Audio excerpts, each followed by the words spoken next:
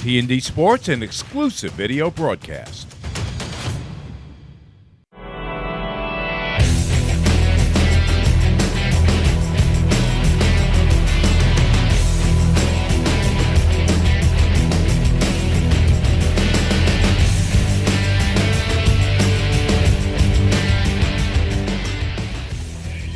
As the calendar turns to late July, the playoff schedule starts to heat up. From Bill Edwards Stadium, the Orlando Monarchs take on the New York Rise on the All-Women's Sports Network. And a pleasant good evening, everybody. Alongside Adrian Clark, I'm John Perez. The New York Rise are coming off a big victory yesterday, Adrian. It was a game, quite frankly, that they needed. Got all the frustrations out, a season-high 12 runs.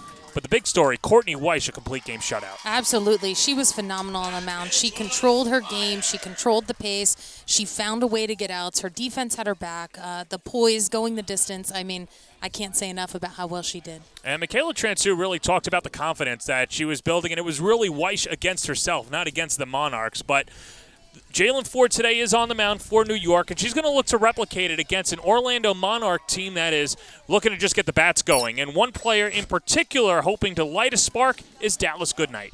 Yeah, Dallas has taken over for Coleman. She's been a spark plug for this team offensively and defensively. When you see her in the outfield, she's going so hard. She's refusing to let any ball drop.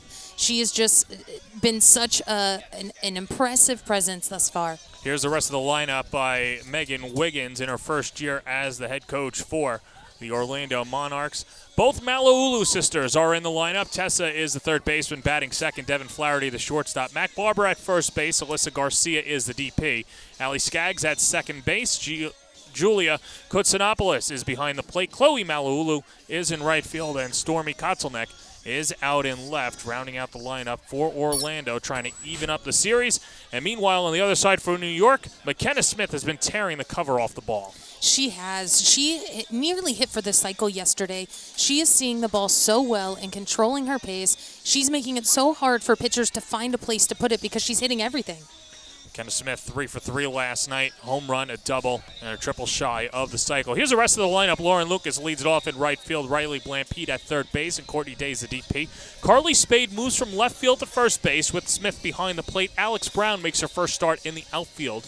She'll be in left field. Jenna Laird in the 7 hole. She's a shortstop. Sammy Williams at second base, and Kayla Wadle is the center fielder for Michaela Transu as New York looks to take the series. And we take a look at last night. Most runs scored in a regular season game this year for the New York Rise. 12 runs on 14 hits, including 3 home runs in the 5th inning, and New York was really seeing the ball well. They were. You know, that's the thing about this team is they've continued to be patient through the process, and that is what has allowed them to figure it out. And when they are aggressive on hittable pitches, they are really unstoppable, and that's what we got to see last night. Multi-hit games from Lauren Lucas, Courtney Day, Carly Spade, McKenna Smith, and Sammy Williams. And top to bottom, the only Rise player that did not get a hit was Kayla Wadle, but she drew a walk, so everybody reached base, and you're just looking at 3 runs in the first, 2 in the second, 2 in the third, and 5 in the fourth for their run rule-inducing victory.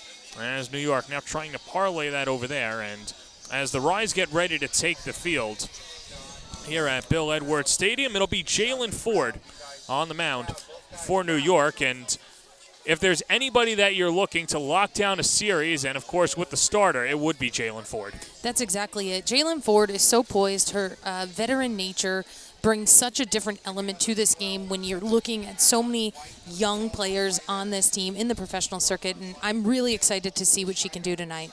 A little bit of a delay here as the field needs to be manicured.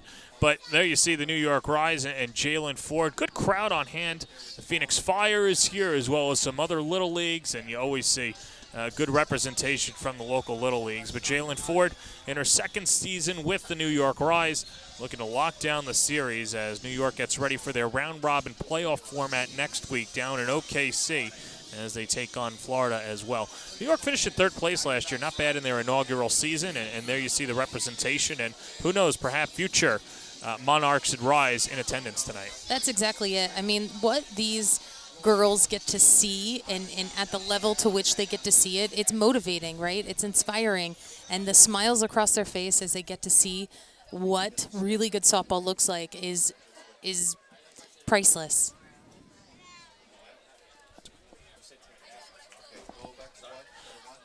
And here come the New York Rising, Jalen Ford out in the circle, and for Jalen in her last start. Pitched Friday night against OKC, went 3 1/3, gave up 3 runs on 5 hits, 5 walks, 6 strikeouts. And I think the thing with Courtney Weiss, before the 5th inning last night, she only had 2 walks. So she was around the plate, and Ford now trying to do that. And Ford, for a nibbler, has to deal with a free-swinging Orlando team. That's exactly it. You know, she's going to have to find the zone, but do it within her game plan and the pace in which she goes. She has the ability to hit every zone and to get some swings and misses and to get people to chase. And if the Monarchs show up and they're overly aggressive in that way, this just might be the matchup that the Rise are looking for tonight. And then New York just trying to build some confidence before the playoffs. There's a new battery of Ford and Smith, and we'll talk a little bit about this defensive alignment for New York because you get Alex Brown out in left field. Kayla Wadle gets the start in center, and she's at the bottom of the order, and Smith behind the plate, and Carly Spade there. So take a look at it quickly. And there you see, so Brown gets the start in left field, Wadle, and then Lucas, Spade, Williams, Laird, and Blampede with Smith behind the plate and Ford in the circle. Dallas Goodnight will start it off against Jalen Ford. And we're ready for a Tuesday night showdown between the Rise and the Monarchs, and the first pitch is fouled off. 0-1. You know, that's something we haven't seen a lot is short game or people capitalizing on the short game. So Dallas, you know, trying to bring a different tool out of the toolbox tonight. I like to see that. And Dallas was thrown into the fire right away, too. Similar to Megan Hauk, a late season addition. She comes on for Alex Coleman, the North Carolina Tar Heel. And Coleman, her season looks like it's going to be done with the leg injury. So it's really up to Goodnight, who got the start in right field last night and quickly goes down. Good morning, good afternoon, good night, as Ford gets her first strikeout of the night. Now batting, third baseman, number 24, Tessa Malawu.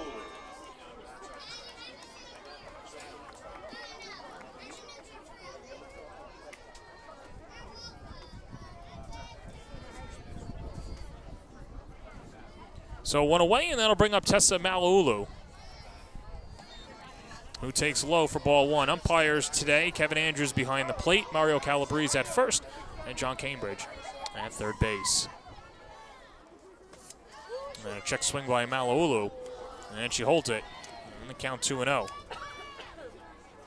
Only 2 hits last night for Orlando. They came from Kat Rodriguez and Dallas Goodnight. Malaulu, a ground out and a line out in 2 at-bats against Courtney Weiss. 3-0.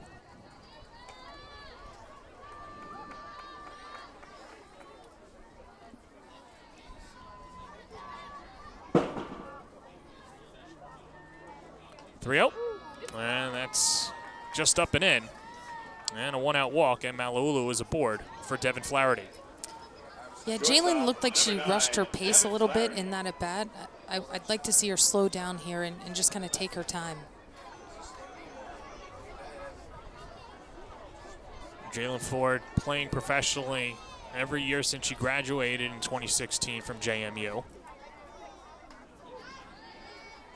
But still at times can look like she's speeding it up and is just tossing out there and trying to blow rise or fastballs by hitters, and sometimes that could be her Achilles heel. Yes, exactly. She is more of a fast-paced pitcher. Like, she likes to get in and get out. But also, when you're a pitcher, you need to have good timing, and you need to make sure that you are, like, ready to explode with the same sequencing pitch to pitch. Here's the 0-2 pitch, just off the plate, and the count 1-2. And sometimes when we're trying to hit spots, we're tightening up, and even just that subtle amount of tightness in your hand and your fingers causes the ball to do something just a little bit different. It's really just about keeping your composure out there and trying to slow down the moment. As Devin Flaherty behind in the count 1-2.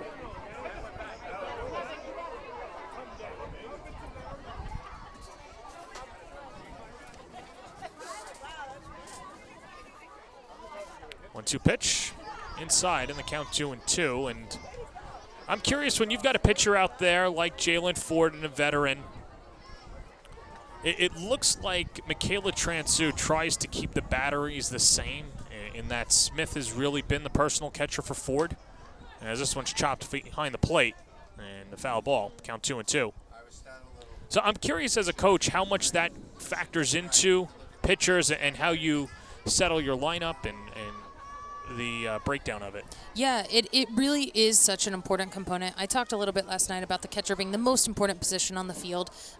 But when you have a battery and when they know the pitcher's next move before the pitcher knows the next move. So one popped foul and just gets over the head of Blampede. Count stays 2-2. When you have a catcher that knows the pitcher's next move before the pitcher even knows the next move, that's when you know you have something special, and you'll often see those matchups because they're able to provide additional intangibles that are necessary on the field. Remember, Smith and Ford didn't get to the team until early June, and there's a swing and a miss. Second strikeout of the inning for Ford, and there's 2 down. It's another game for Ford. I love the use of the off-speed here and Jalen mixing up the zones. You can see how much she was out in front on that pitch, and beautiful job. Mac Barber swings through the first pitch, and behind in the count, 0-1. Jalen's going to need to harness that pitch as much as she possibly can to really keep some of these power hitters like Mac off the bases. Barber a walk and a ground out yesterday. Has a lot of pop, 12 home runs in her graduate year at Texas A&M. Grew up in Long Beach. And the count 2-1.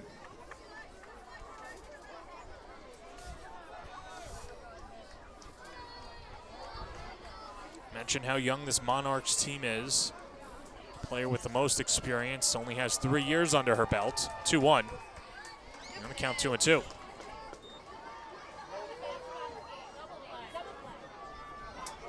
And so because of that youth and inexperience, sometimes you have nights like last night for Orlando.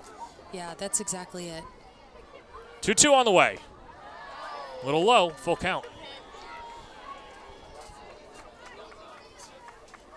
I would love to see Smith hang out down there just a little bit longer and see if that's a pitch that she can potentially snag for Ford. 3-2 pitch, way outside, ball 4. So second walk of the inning, and that'll bring up Alyssa Garcia.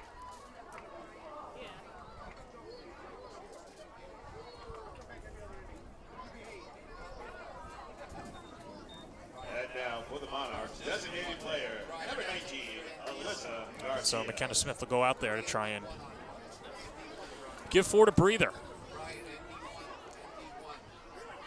And this is exactly when you have a battery that knows each other. She knows that this is for Ford to, get a strikeout, walk someone, get a strikeout, walk someone. That she needs her to lock in a little bit more, and I think that's what she was reminding her there. Is stop trying to hit the perfect corners and throw your best stuff. 21 pitches through the first 4 batters, and here's Alyssa Garcia. And Ford starts her off with a strike, 0-1. Garcia ground out and a strikeout last night. Courtney Weiss, a complete game shutout, only allowed the 2 hits. 3 walks, 4 strikeouts, needed 77 pitches to do so. Right back to the circle, Ford snags it and flips over to first, and the inning is over. So Jalen Ford leaves a pair on, and we go to the bottom of the first. No score on the All-Women Sports Network. The Monarchs scored no runs. Baker Air is a veteran and family-owned heating and air conditioning company from Long Island with more than 3 generations of HVAC experience. We value our customers and take great pride in our work. We strive to make Baker Air's goal to remain fair, honest, loyal, and reliable. Our customers are the ones who keep our small business thriving. Request an estimate today at bakerair.com. College planning is a complex, multi-year journey requiring academic and standardized test success. resume building, and sensible college selection, as well as application savvy. Our college readiness services are designed to help you start early, stay organized, and navigate the critical process with confidence. With college admission and financial advising and ACT, SAT test prep, visit methodlearning.com today. With proven day programs, routines, and expert coaching, Camwood Elite is the one-stop shop to improve your game or pick up some of the elite equipment in the nation. From pro-grade game bats to elite training, check out camwoodbats.com today.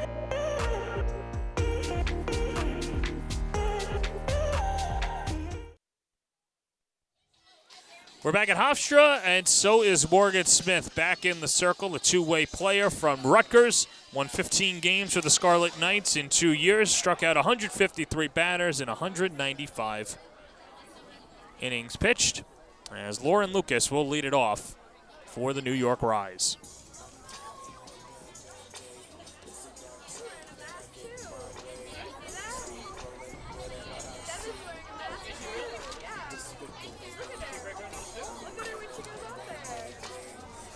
Dare I say some early fall weather here at Bill Edwards Stadium as Smith gets ready to go. She pitched last year for the Chattanooga Steam when they played part of Fast Pitch United with the Rise, Florida Vibe, and OKC Spark. And now getting the start against New York as Lauren Lucas digs in. Hitting .312 on the year, 5 home runs and 14 RBIs. And the first pitch outside for ball one.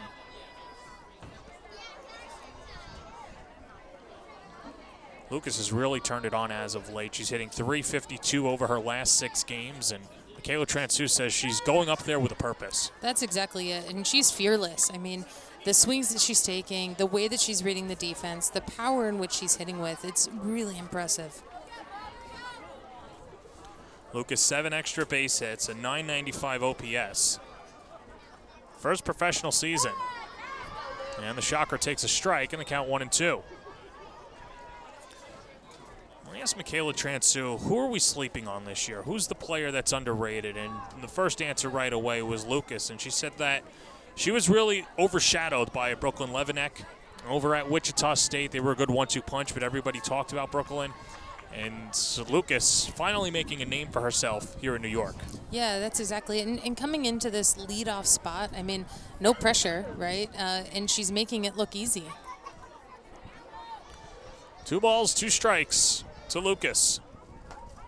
And the count 3-2.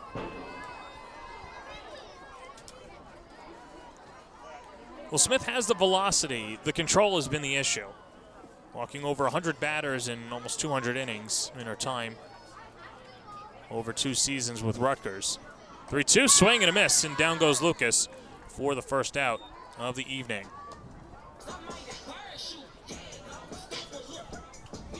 It's your third baseman, number 26, Riley. Defensively for Orlando, Stormy Kutzelnick is out in left field. Dallas Goodnight in center moves over from right with Chloe Malaulu. Barbara Skaggs, Flaherty, Malaulu, that's Tessa at third base. Koutsanopoulos behind the plate, and Smith in the circle. 1 up, 1 down. Here's Riley Blampede. And Riley takes low for ball 1.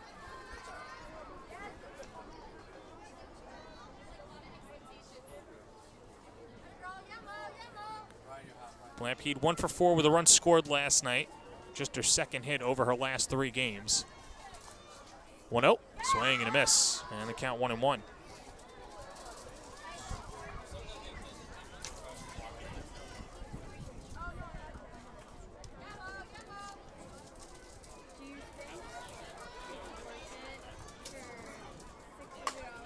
One check swing, and it rolls foul, and the count 1-2.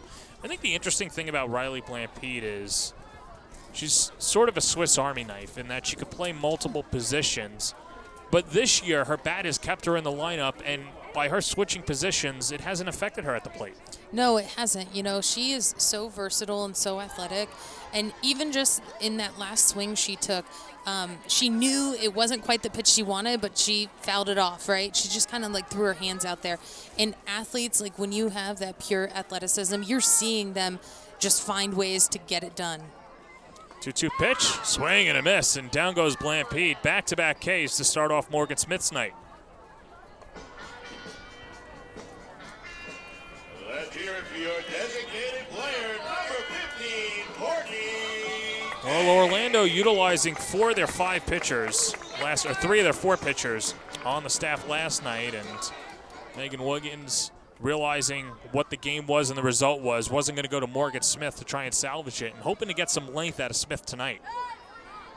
And she delivers a first pitch strike today, 0-1.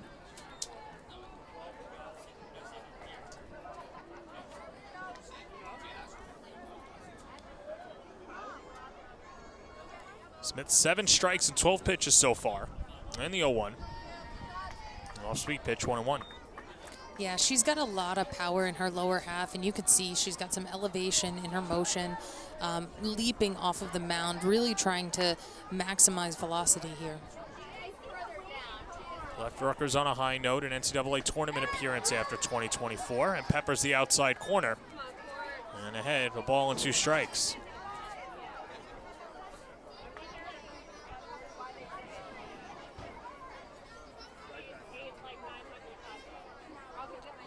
Smith can strike out the side. The 1-2 pitch. And it's in the dirt, 2-2.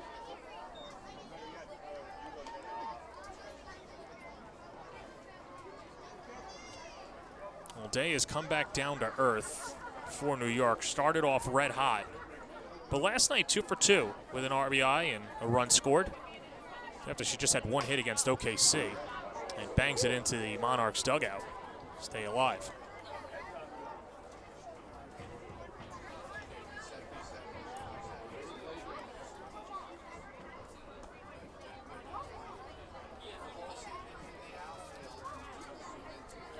When you have players that get off to hot starts like Courtney Day, I'm assuming as a coach you know that they're going to come back down to earth even though you don't hope that it is. But when they are going through those struggles, what do you look for to try and build them back up? Yeah, you know, you're having conversations with them. You're asking them, like, what are you seeing? What are you feeling? And you're just trying to keep them steady and finding consistency in what they're seeing and in what they're feeling. I think the more conversations you can have with them to really understand who they are as a person and a player, that's what's gonna help you build. 3-2, 1 hop to third. Balaulu slings it across the diamond, and the inning is over. Morgan Smith needs 18 pitches to get through a scoreless first. We go to the second on the All Women's Sports Network. With proven day programs, routines, and expert coaching, Camwood Elite is the one-stop shop to improve your game or pick up some of the elite equipment in the nation. From pro-grade game bats to elite training, check out CamwoodBats.com today.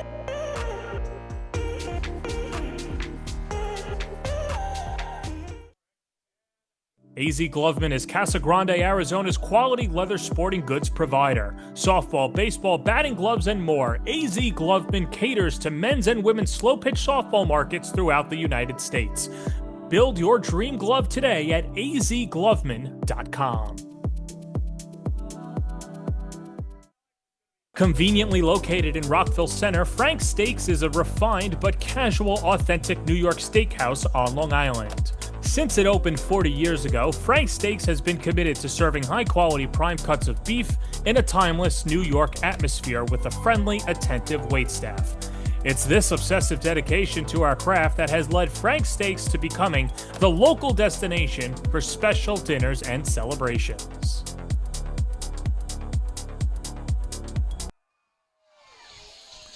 Couple of strikeouts and a pair of walks for Jalen Ford in a scoreless first inning as we get ready for inning number 2. She's Adrian Clark. I'm John Perez. 6-7-8 due up for the Orlando Monarchs. Ali Skaggs, Julia Koutsanopoulos, and Chloe Malau-Ulu.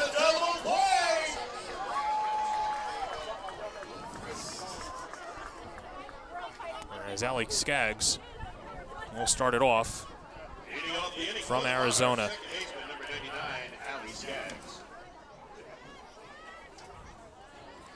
How have you dealt with pitchers that have similar mindsets to Jalen Ford? Because she's someone who nibbles, is a perfectionist, and might not have the overwhelming speed, but relies a little bit more on finesse.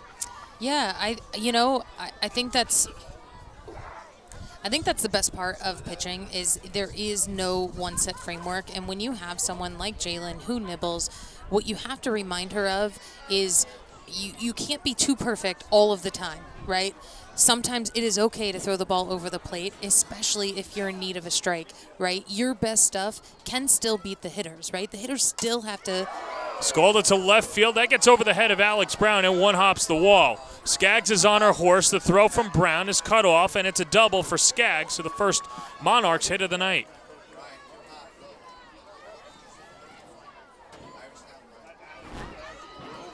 Now batting catcher number 27, Julia. Great job by Skaggs here, getting a hittable pitch, but really you kind of saw her pull it, right? That was a pitch up and out, and sometimes when we have those pitches, they're a little too good.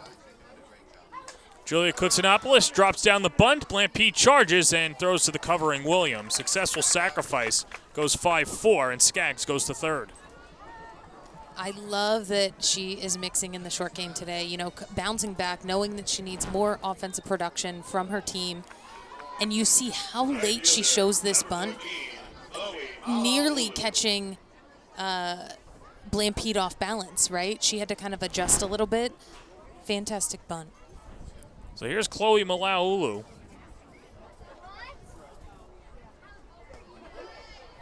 Getting the start in right field and takes a first pitch strike, 0-1.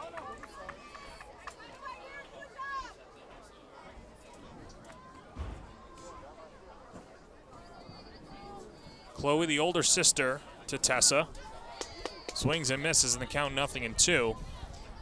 Hit 304 over her career at Mississippi State from 2019 to 2023. Part of the SEC Honor Roll in her senior season and a third-team All-South Region selection. Pretty nice shades to boot. 0-2. And Smith keeps it in front, 1-2.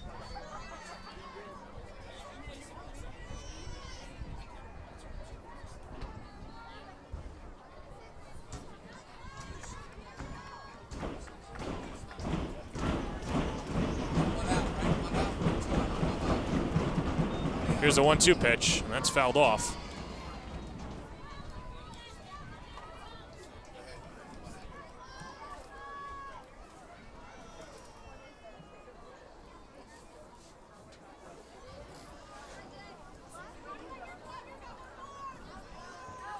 Infield continues to draw in, and Orlando just wants to put a run on the board. Here's the 1-2. Off the plate, 2-2.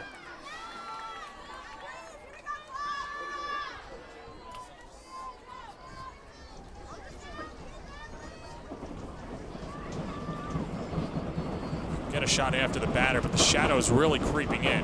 2-2, check swing. Did she go around? Smith applies the tag, but first base umpire Mario Calabrese says that she held her swing, and the count is full.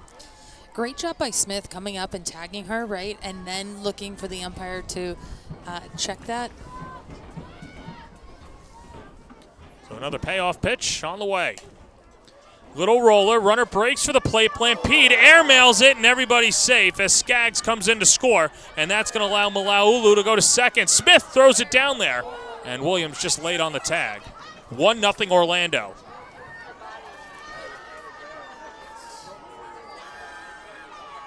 See a little indecision from Blampede. Was surprised that Skaggs was breaking for the plate and then just threw it high. That's exactly it. She didn't quite get the read of where she was, how the ball was hit. It was a slow roller. All of her momentum and how she fielded it, a little slightly behind her, told her everything to just go to one and get the out.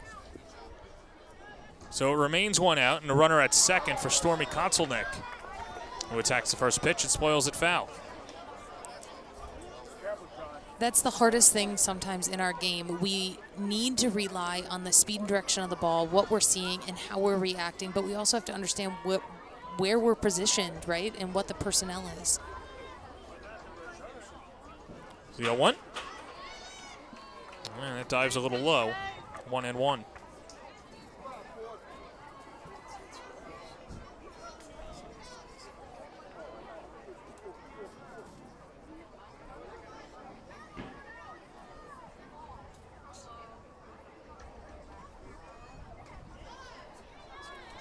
pitch misses inside. You can see the frustration from Ford. It's a long walk around the circle.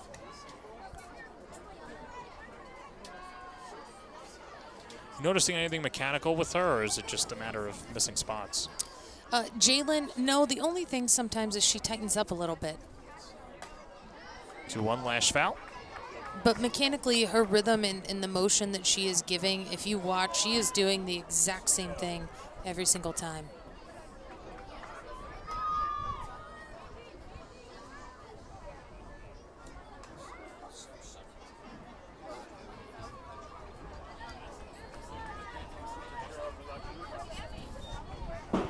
Konselnick ahead of the count, 2-1. And there's a swing and a miss. Check that 2-2, and down goes Konselnick for the second out. Third strikeout for Ford, and then we go to the top of the order. Great job by Ford, mixing her pitches. And you can see that what a beautiful location on that. That is an unhittable pitch. And if she can continue to mix the zones in that way, we just saw it again with that pitch, she's going to be just fine. Dallas Goodnight struck out swinging in her first at-bat.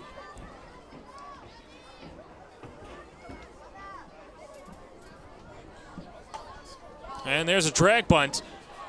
Spade goes to field it, throws to first, not in time. Throw from Williams to the plate in time to get Malau trying to take home base. And the side is retired. Nice job by Sammy Williams to fire it back to the plate, and an even better tag by Smith.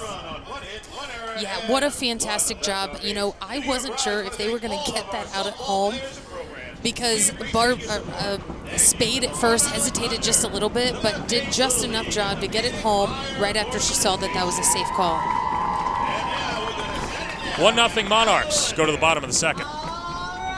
Conveniently located in Rockville Center, Frank's Steaks is a refined but casual, authentic New York steakhouse on Long Island. Since it opened 40 years ago, Frank's Steaks has been committed to serving high-quality prime cuts of beef in a timeless New York atmosphere with a friendly, attentive waitstaff. It's this obsessive dedication to our craft that has led Frank's Steaks to becoming the local destination for special dinners and celebrations. At Just Bats, our business strategy is simple. Get the perfect bat for you on time, every time, exactly as you promised. We not only provide you with the baseball bats and softball bats, but we also provide you with a winning experience and a promise like nobody else. Free shipping both ways, expert customer service, same-day shipping up until 7 p.m. Central Standard Time, on time, every time, exactly as promised at Just Bats. College planning is a complex, multi-year journey requiring academic and standardized test success, resume building, and sensible college selection, as well as application savvy. Our college readiness services are designed to help you start early, stay organized, and navigate the critical process with confidence. With college admission and financial advising and ACT, SAT test prep, visit methodlearning.com today.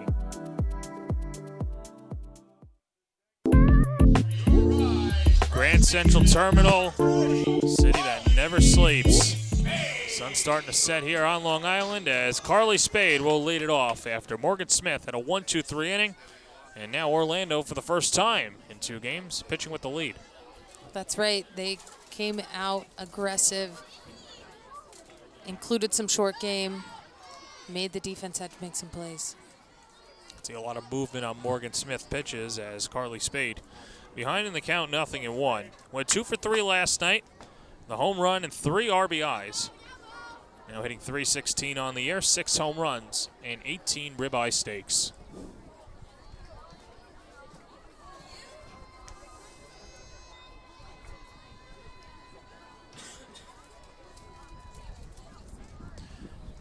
Carly Spade was featured on the Danielle McCartan's show overnight. An interview that aired at 3:20 in the morning. It was obviously taped before that.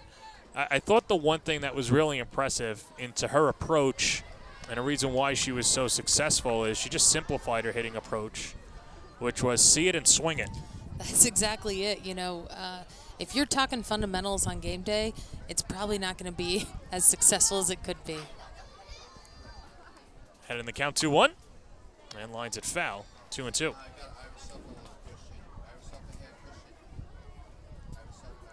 Took Spade a while to go deep for the first time this year, but finally did so against the Atlanta Smoke back on June 27th. But has hit a home run in every series since. And a 1036 OPS. 2-2 coming from Smith. Got her.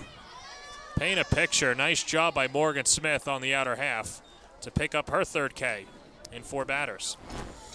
Yeah, you can tell that Spade doesn't necessarily agree with this call, but she did a great job of painting that picture, and that's a strike. That'll bring up McKenna Smith. Getting the start behind the plate and resting those legs for the last 4 games. Smith hitting .583, 3 doubles, and a home run over her last 6 games. Now raising her average to .304 on the season. Better late than never. Better late than never. 0-1. High chopper, and Malaulu fields it in foul territory. And Morgan Smith ahead on McKenna Smith, 0-2.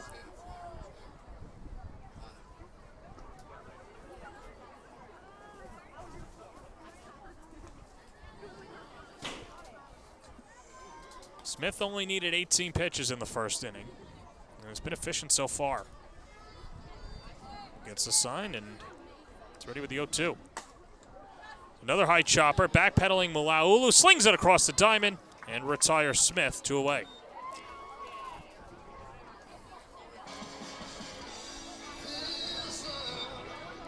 Let's make some noise for your left fielder, number 25, Alex Brown. For Orlando last night, you see a 12-0 score and you think, wow, everything must have went wrong for the Monarchs, and they don't want to give up 12 runs. Fielded the ball. They did. They did a good job defensively. You know, sometimes you just can't defend hits. At least I haven't seen it yet. You're right. Well, and it helps too. Well, it doesn't help when New York is hitting the ball over the wall or high off the wall. And here's Alex Brown playing herself back into the starting lineup. Shot a single to left in her only at-bat last night. And ahead in the count 2-0.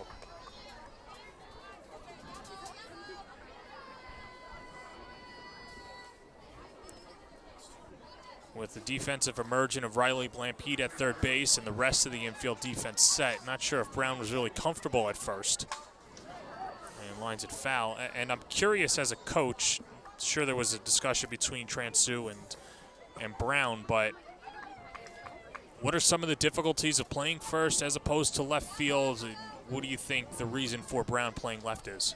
Yeah, you know, I wonder overall if I were to compare the two, what the strengths are, right? You know, you're evaluating who's better at picking, right? Who's better at seeing the ball on the ground versus in the air.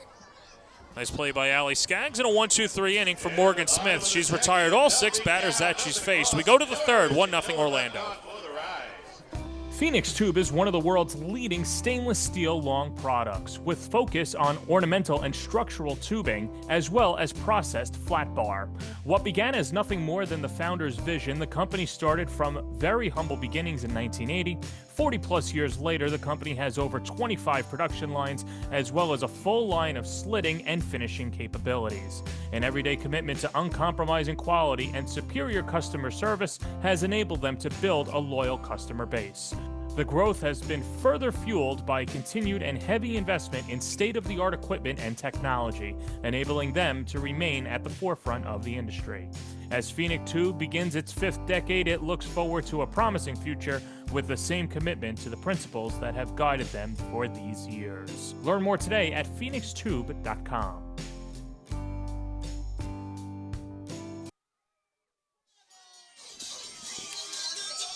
Little Baja Man. The Baja Men, excuse me, who let the dogs out. Double play given away. There's Alex Brown. We were talking about her last inning and some of the challenges playing left field. There's athleticism there. Brown is an infielder by trade, mostly played in the infield for Clemson at second and third base.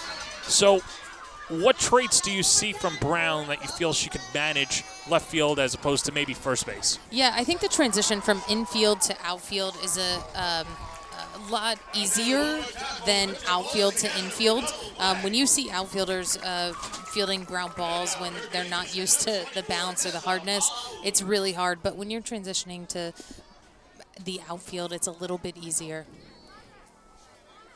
Tessa Malaulu, 1 of 2 walks back in the first inning.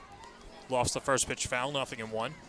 2-3-4 due up for the Monarchs, as Orlando was able to push a run across on the fielding error by Riley Blampede, as she airmailed a throw to home plate. And Ford ahead in the count, 0-2. It's now 40 pitches for Jalen Ford, 24 of them for strikes.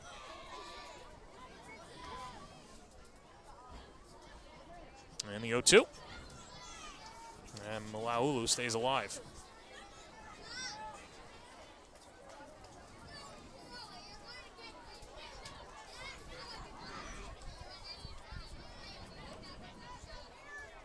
Tessa finishing her career at Duke, and what a year that Duke had too. Nationally, deep postseason run. We saw Jayla Wright here for the Atlanta Smoke, and the Blue Devils. Certainly a lot to be happy about in Durham. So much to be happy about. Marissa Young has been doing such a fantastic job and really managing and building the program from the ground up. Always a competitive ACC. You've got UNC, Clemson winning their first conference title this year in program history. Alex Brown was a big piece of that. Ford with the 1-2, just a little inside, and Malaulu gets out of the way. And both of those programs, honestly, newer to softball, right? They're newer softball programs that have been established from the ground up. 2-2. That's outside, 3-2. And having immediate success, right? Doing it within a window of 8 to 10 years. I mean, it's really incredible. Comes a 3-2 and fouled back. I thought, and maybe I might be the only one on this hill, I thought the most intriguing storyline this year, and I think the team that captured America's heart was Liberty, and what they were able to do. 51 wins, first super regional appearance. Dot Richardson, the head coach for the Florida Vibe, doing a fantastic job, and that slashed into right field, a base hit, and Tessa Malaulu picks up her first hit of the evening. Yeah, Dot has done a fantastic job with that program and just knocking on the door to more and more postseason. And great job of firing this ball through that 3-4 hole. Spade diving for that ball, putting every effort into getting it, but just far enough away from her. Here's another ACC infielder, and Devin Flaherty from Florida State fouls it off. And the count 0-1.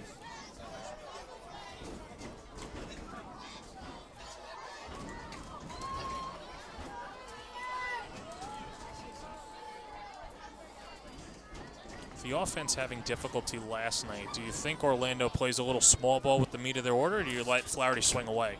You know, you saw the small ball there. I think you have to mix it up to keep them off balance, and that's something that is going to give them a little bit more of an edge potentially tonight.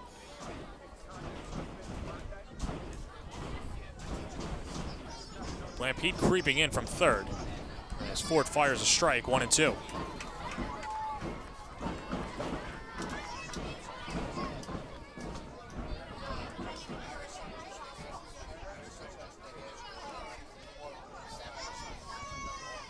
Good speed at first with Malaulu. Gets through the hole and into left field, a base hit under the glove of both Blampede and Laird as Brown goes to field it and fires it in to the second baseman, Williams. Second hit of the inning as Flaherty's aboard and Orlando has runners on the corners with nobody out. Yeah, I love that Blampede tried to cut this ball off, but I think Jenna Laird needs to try to attack that. It might have been deflected. It might have been deflected, yeah. I think there's really nothing you could do with that ball. I mean, Blampede cutting it off gives you a shot at having it out. Jenna Laird getting the ball, you might not have a shot at an out. So tough play. Tony Marie Valeriano comes out, the Queens College assistant coach, head of T2 training out in Farmingdale, and trying to calm down Ford. And I think the message is here. Yeah, I think the message is, hey, you're throwing good pitches. You're getting ground balls, right, which is what we want. Just keep staying on the attack, right, and work to pound the zone. And then also maybe reminder to use a little bit more of the off speed. Meanwhile, on the other side for Orlando, you got runners on the corners. You've got Mac Barber at the plate. You put Flaherty in motion. Do you try and steal an extra run? What do you do here? Yeah, I definitely think they're going to put something on here. I think they're going to give a steal or maybe a hit and run or maybe a bunt through, maybe even a squeeze.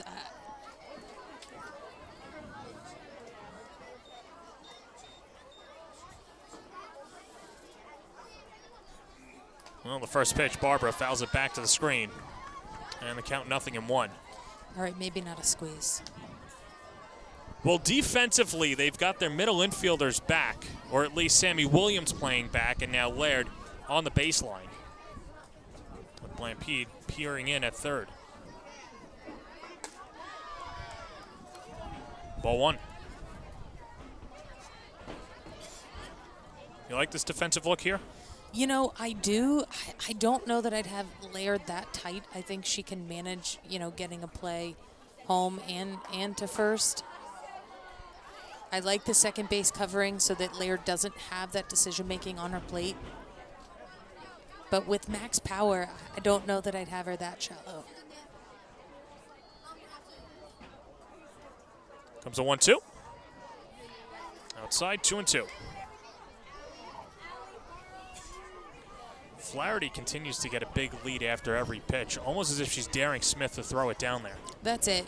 She's trying to put a little bit of pressure on the defense to make a play or make a mistake. 2-2 she is going. Pitches inside. Now she throws to third. Blampede hits the runner in Malaulu. She scores. Ball gets away. Here comes Flaherty, and she will score. Yeah, that's exactly what we just talked about, putting pressure on the defense, putting that runner in motion. You could tell that there was a play on here, which was a fake throw to second, look to third, had her picked off. But this is what's so important in our game. You have to create a lane. If you try to throw over top of the runner or in that same path, it's going to make it really hard. And then Ford didn't get back there to back up, and then Smith hung her head, which allowed the extra run to score. That's it.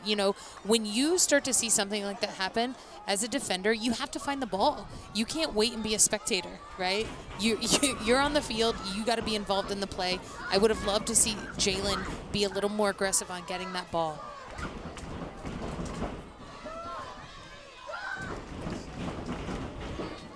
Feels as if it's almost a new opportunity for Barbara with the bases loaded and a 3-2 count. Pitch, and she stays alive.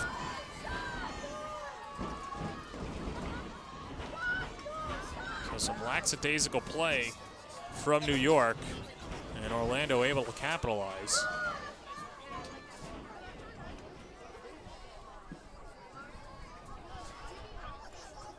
Three-two. Inside, ball four. Third walk issued by Ford, and Barber is the no-out base runner. Designated player number 19, Alyssa Garcia.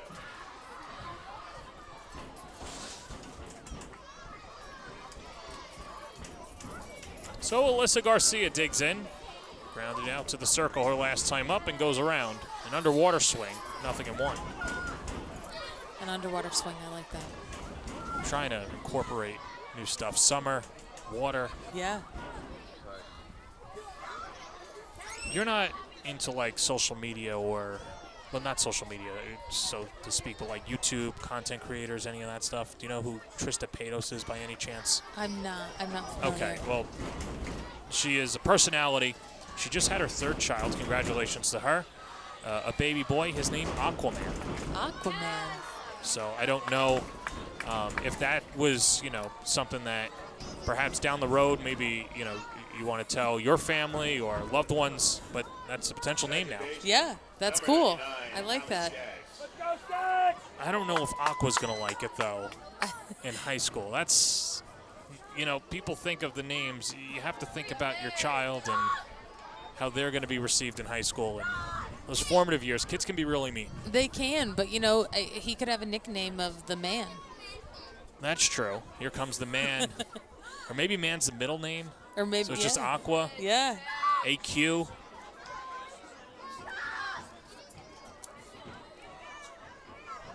This is why I like you. Glass half full.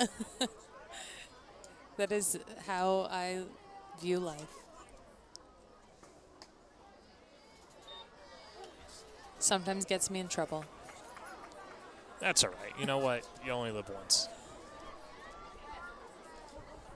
The guy who said that, his real name is Aubrey, so. 2-1. One hop to third, could be two. Blampete goes to second for one. Williams a turn to first, a double play. But Orlando takes advantage of two New York errors and puts two more runs on the board. 3-0 going to the bottom of the third.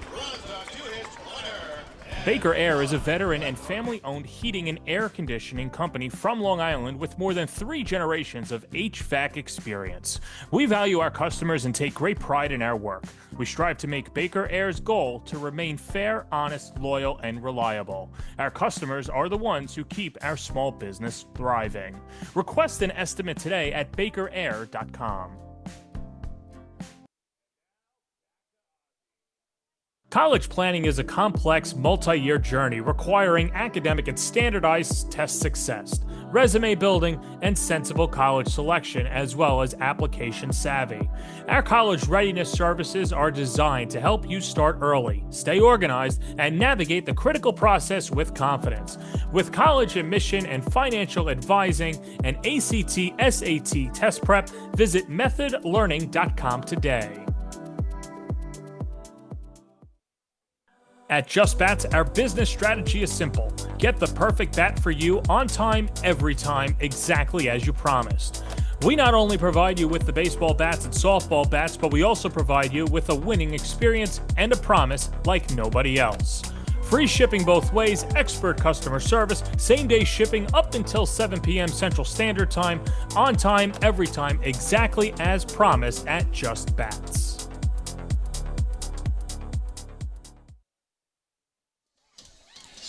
Back here at Bill Edwards Stadium, bottom of the third inning, and a 3-0 lead for Orlando, looking to even up the series against New York. And this is the last regular season series for New York before they head down to Oklahoma City for their playoff round. And Morgan Smith has been efficient. She's got 3 strikeouts with the first 6 batters that she's faced, and she'll deal to 7, 8, 9 in the lineup, and Smith has done a good job of dotting the corners and changing up the speeds. That's exactly it. She is going right at these hitters. She's going at them hard, and she's not wasting any time.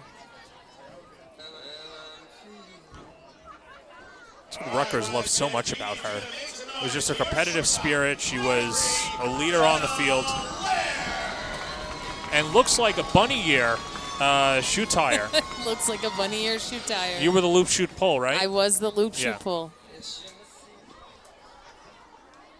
Well, different ways to skin a cat. So here's Jenna Laird, the East Meadow native and Mizzou grad. Second year with the New York Rise. And takes low for ball 1. Laird hitting .218 on the year, a home run, 8 RBIs. Went 1 for 2 last night.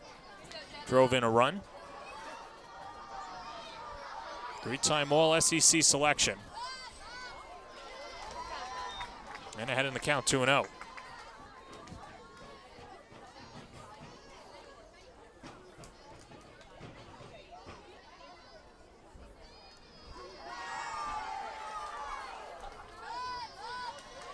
Smith has been economical, just 32 pitches through the first 2 innings.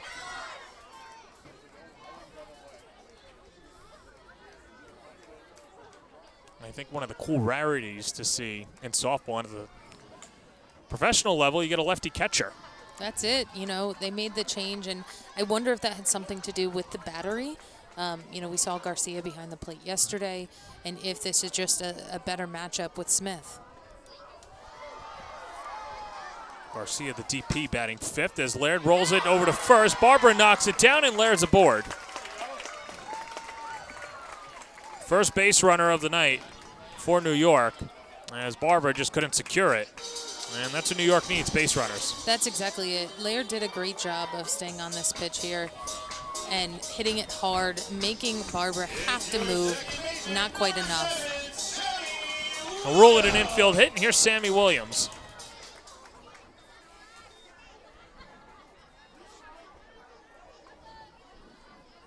Williams getting off the snide as she takes the first pitch down low for ball one.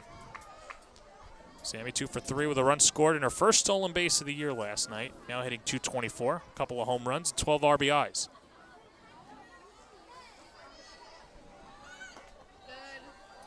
Shows bunt and pulls back. 2-0.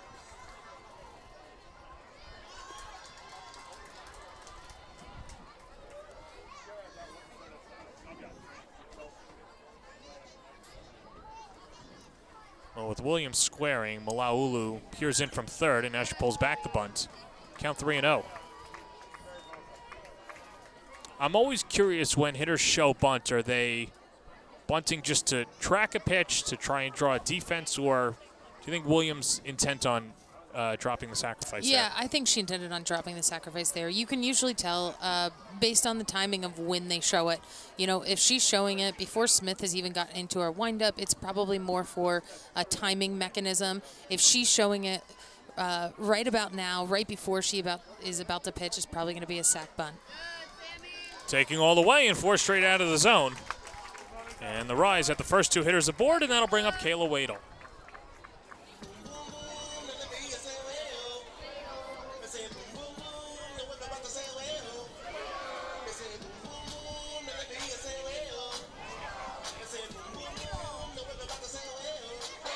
Megan Wiggins going out to talk to Morgan Smith. 14-year professional. Last played with Athletes Unlimited, and now in her first season was asked to be the head coach, and thought that she still had a few more innings left in her on the playing field, but has been happy as the head coach, and it's been an adjustment for her.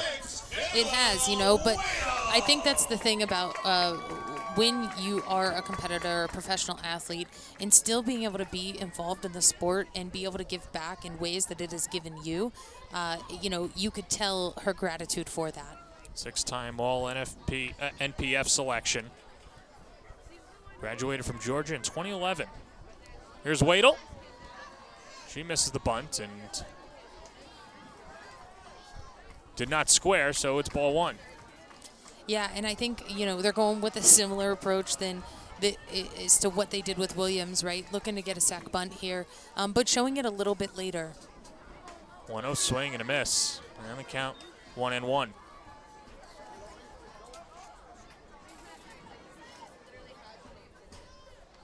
Well, New York trying to get a couple of runners in scoring position for the top of the order. Lauren Lucas looms on deck.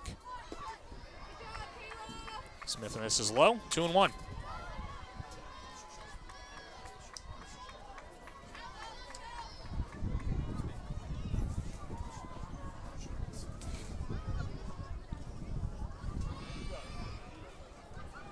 Two-one coming.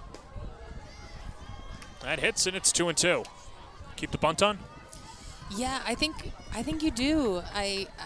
They've showed, and every time they've showed, it's been a ball. So, not with 2 strikes.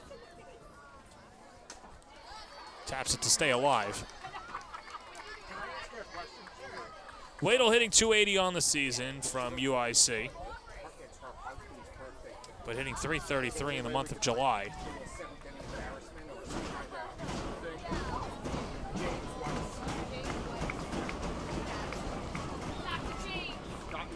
New York trying to break through against Morgan Smith. Yeah, whatever. He'll get embarrassed whatever inning it is. Comes 2-2. Hit up the middle. Smith snags it. Gets the lead runner. Laird at third. No relay throw. It's a fielder's choice. 1-5 as Laird's retired, and there's 1 away. And 2 on for Lauren Lucas. I love the talk that this defense is having. Before every pitch, they have a pre-pitch plan, right? So when Smith got that ball back, she knew exactly where she was going with it. She got the lead out, made it look easy, almost potentially, looked for a second play there. So here's Lauren Lucas representing the tying run. And the pitch falls low for ball one. Lucas struck out swinging to lead off Smith's night back in the first inning. New York able to put some traffic on the base paths. So 1-0. 2-0.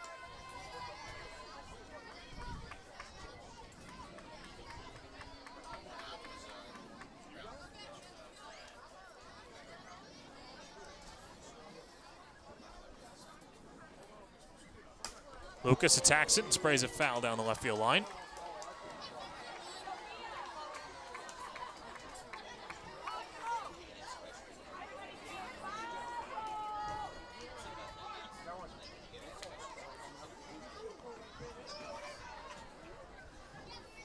The thing that Transu likes about Lucas is that she's hitting to all fields and not afraid to go to the opposite way. But hits it on the ground to second. Skaggs muffs it, and here comes a run to score as Williams touches up, and everybody's safe. Lauren Lucas keeps the line moving. New York puts a run on the board. It's 3-1. Great job by Lucas using the ground to her advantage and hitting this ball hard. Skaggs just didn't quite continue attacking it. On that type of ball, she has to keep coming through it. She had that little bit of hesitation, and when you do that, the ball is going to eat you up. First error charged to Orlando, although Mac Barbara had it pop out of her glove too, and I'm sure that's one that she wishes she had back. Lucas is in motion and will take second base without a throw. Lucas with her first stolen base of the year, and now two runners in scoring position. And a 1-0 count to Riley Blampede.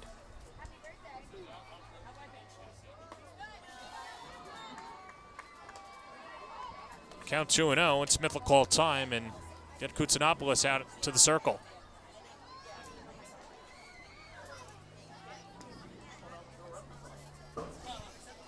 Smith is the one that called time. I think she just wants to get on the same page with Koutsanopoulos. Could be exchanging signs. Yeah, well, when you have a runner at second, usually that runner's trying to pick the signs. So maybe she was keying and Smith was like, oh, hold up. Maybe we need to do multiple signs here or mix up what we're giving so that the runners aren't able to decipher. 2-0 to Blampede. Rips it foul. 2-1.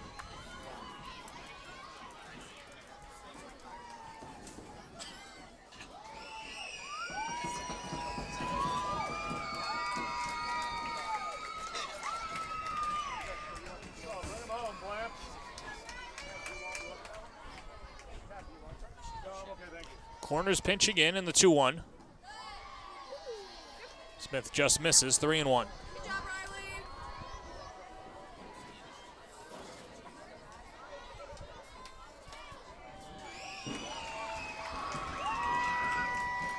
Smith has the base open, but doesn't want to put Blampede on, but she will. Second walk drawn by New York this inning, and the bases are loaded for Courtney Day.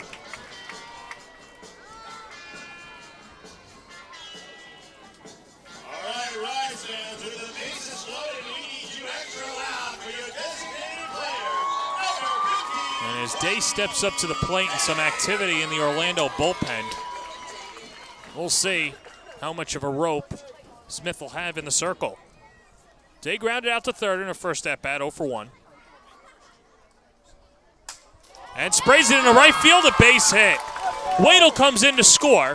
Transu puts a stop sign on Lucas. Now you've got the runner in a rundown. Blampede at second, and the tag applied by Flaherty. They get an out on the play. New York gets a run, and it's 3-2 as Day will take second on the RBI single. Great job by Day hitting this ball where it's pitched. She is working the entire field. And this miscue is kind of costly, right? Like, this is an unnecessary out to have, right, that base runner not picking her head up to take a look, and Barbara being aggressive and going after that. So that brings up Carly Spade.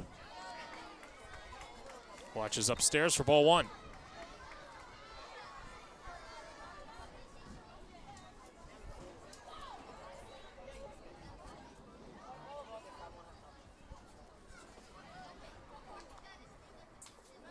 Off the glove of Koutsanopoulos. Here comes a runner to the plate, and Lucas scores. On the pass ball, New York ties it up at 3. Lucas wears it and gets the high fives from the dugout. A brand new ball game. That's right. Great job by reading that instantly. You know, when you see balls going lower in the zone or wider, she didn't hesitate in being aggressive. And Smith, she really needs to get to the backside there if she can, or at least get on the plate so that she can have an opportunity to catch the ball without it hitting the runner. The lefty catcher, too, perhaps some difficulty getting across her body to try and frame it. Mm-hmm.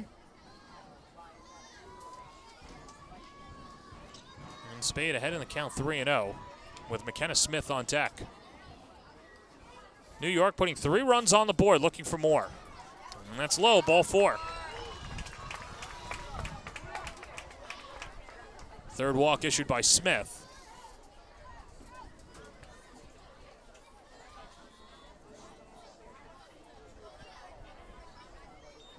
Now batting for Rise, catcher number 21, McKenna Smith.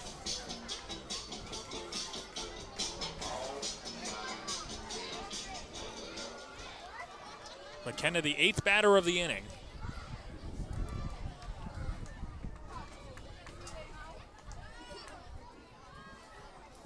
New York scoring 3 runs on 2 hits, taking advantage of an Orlando error and a pass ball.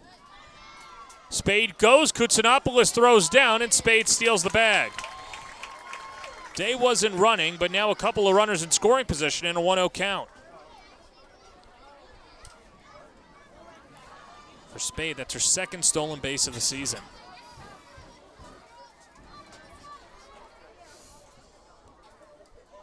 Smith skies it out to left field, but just got under it. Kolzelnick can't track it down, and the wind really took that one and threw it into the ground.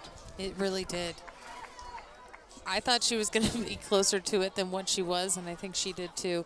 I would have loved to see her just keep running in the direction of where she last saw the ball, right? It's hard to follow sometimes, but you still need to go full speed. Saw that the first series of the year with Kiki Malloy out in left field navigating. And for a lot of these players, it's their first time playing up in the Northeast. And Smith waves and misses, and the count 1-2. You just look at this Florida-based team, a lot of the players coming from the SEC, ACC, Big Ten, and those seasons always start down south. They do. 1-2, skips past Koutsanopoulos. Day races to the plate. The tag from Smith got her, and the inning is over. So Koutsanopoulos keeps it a 3-3 game. A pass ball and a wild pitch in the inning, but New York has tied it up at 3 as we go to the 4th on the All Women Sports Network.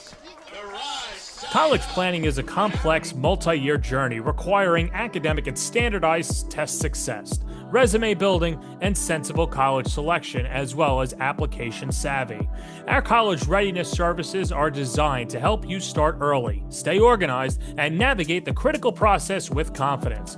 With college admission and financial advising and ACT, SAT test prep, visit methodlearning.com today. With proven day programs, routines, and expert coaching, Camwood Elite is the one-stop shop to improve your game or pick up some of the elite equipment in the nation. From pro-grade game bats to elite training, check out CamwoodBats.com today.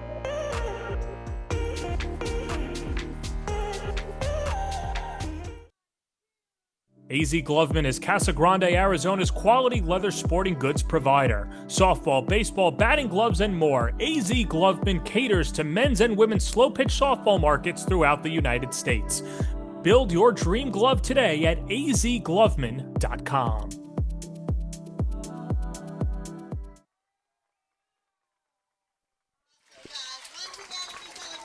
So Jalen Ford back out in the circle in a 3-3 game, and as a pitcher, how does the mentality change? There's got to be a sigh of relief, and now what's the task for Ford?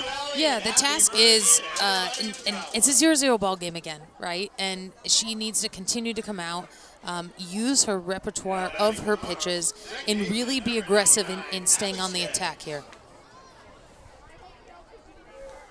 7-8-9 due up for Orlando. Julia Koutsanopoulos, Chloe Malaulu, and Stormy Kotzelnick. Up against Jalen Ford. Koutsanopoulos laid down a beauty last time, a sacrifice bunt. In her first plate appearance. First pitch, swing and a miss. 0-1.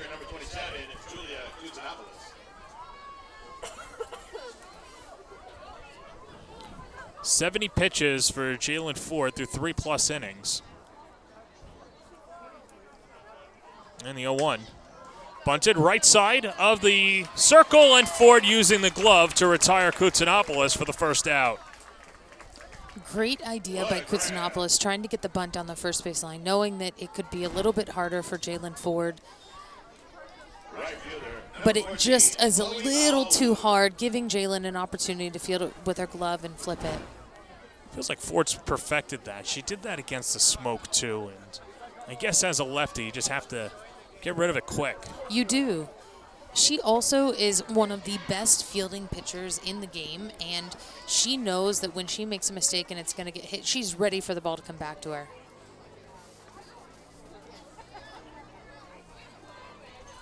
Chloe Malaulu reached on an error by Riley Blampede and brought in the first run of the evening. Allie Skaggs was breaking for the plate. Blampede saw her, airmailed it. That made it 1-0 Orlando. They put 2 more runs on the board last inning.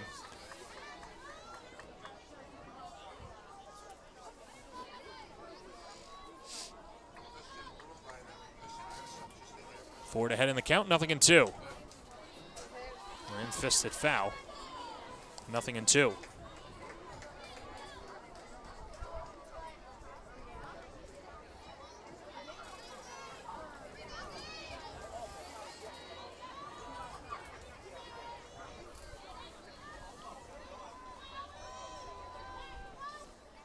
Outfield straight up. Ford trying the off-speed pitch and dives low, 1-2.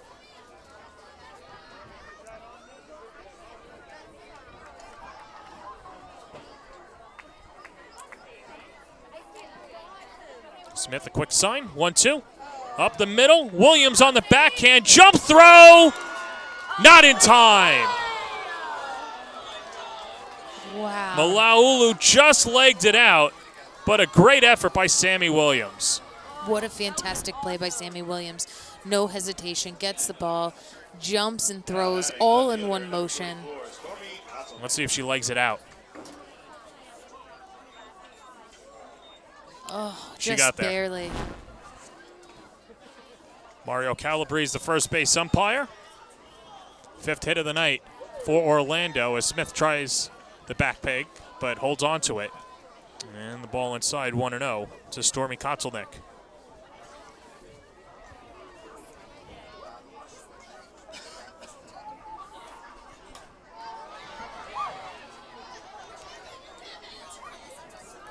We'll see what the postseason awards are, or if they're given out individually amongst the teams, but Sammy Williams has to be the favorite for Defensive Player of the Year for New York this year. She's been exceptional. Exceptional. I mean, every routine play she's making, exceptional plays. She's putting herself in contention to make them.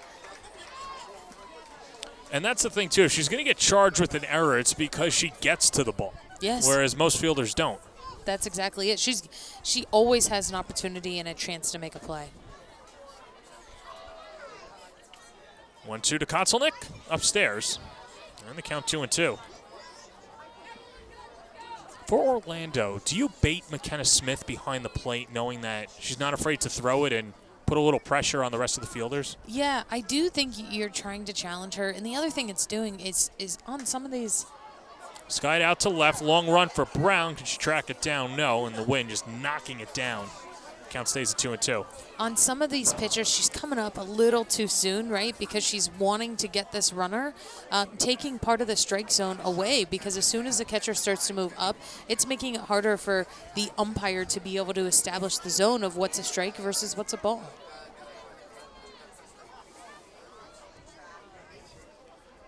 Smith's got a gun and not afraid to use it. There's a swing and a miss.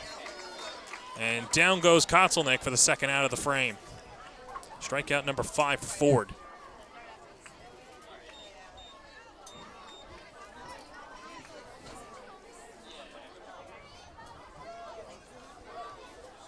And so 2 down, and that'll bring up Dallas Goodnight. 1 for 2 on the evening. Reached on an infield single back in the second.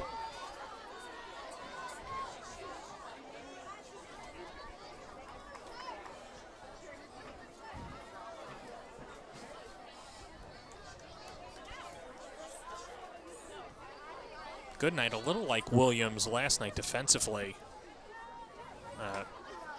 Got to a few deep fly balls, but unfortunately assisted on one of the home runs. That was to Carly Spade going the opposite way. Ball popped out of her glove and over the wall, but she can cover a lot of ground out there and can swing it, and Orlando has really liked what they've seen out of her so far. Yeah, she's done a fantastic job coming in, especially, not being there at the start, right? And to play the way that she's playing, and I mean, to even be in position to rob a home run or see it or get your glove up and on it is a really hard feat.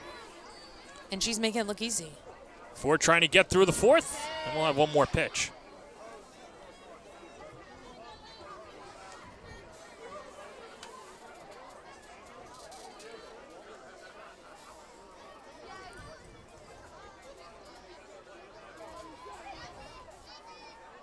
Chloe Malaulu, the runner at first. 1 ball, 2 strikes, 2 out. She's going. And the pitch outside, throw down to second, not in time. McKenna Smith trying to frame strike 3, didn't get the call. And that took a few nanoseconds off the clock. And she couldn't get Malaulu out at second. Yeah, I think she thought she had strike 3 there, but regardless of what the call is, she's got to be ready to throw, just like she was ready to throw on those other pitches. That mindset and mentality, you're ready, right? Regardless of what happens, and you can't rely on umpires to make those calls. You've got to be on it, making a play, and then if they happen to, say that it was a strikeout, no harm, no foul.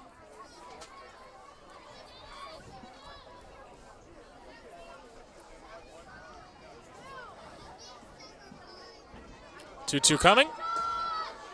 Downstairs, 3-2.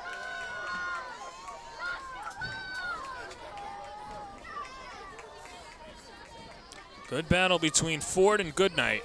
This will be the 9th pitch of the at-bat. 3-3 game, top of the 4th. And we'll have a 10th.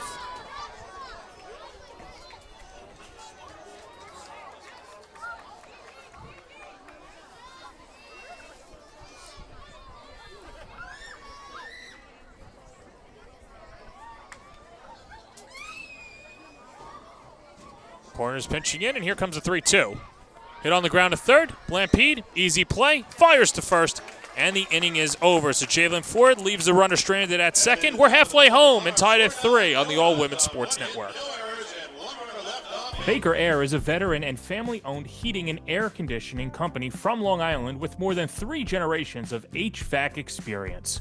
We value our customers and take great pride in our work. We strive to make Baker Air's goal to remain fair, honest, loyal, and reliable. Our customers are the ones who keep our small business thriving. Request an estimate today at bakerair.com. Phoenix Tube is one of the world's leading stainless steel long products, with focus on ornamental and structural tubing, as well as processed flat bar. What began as nothing more than the founder's vision, the company started from very humble beginnings in 1980. 40-plus years later, the company has over 25 production lines, as well as a full line of slitting and finishing capabilities. An everyday commitment to uncompromising quality and superior customer service has enabled them to build a loyal customer base. The growth has been further fueled by continued and heavy investment in state-of-the-art equipment and technology, enabling them to remain at the forefront of the industry. As Phoenix 2 begins its 5th decade, it looks forward to a promising future with the same commitment to the principles that have guided them for these years. Learn more today at phoenixtube.com.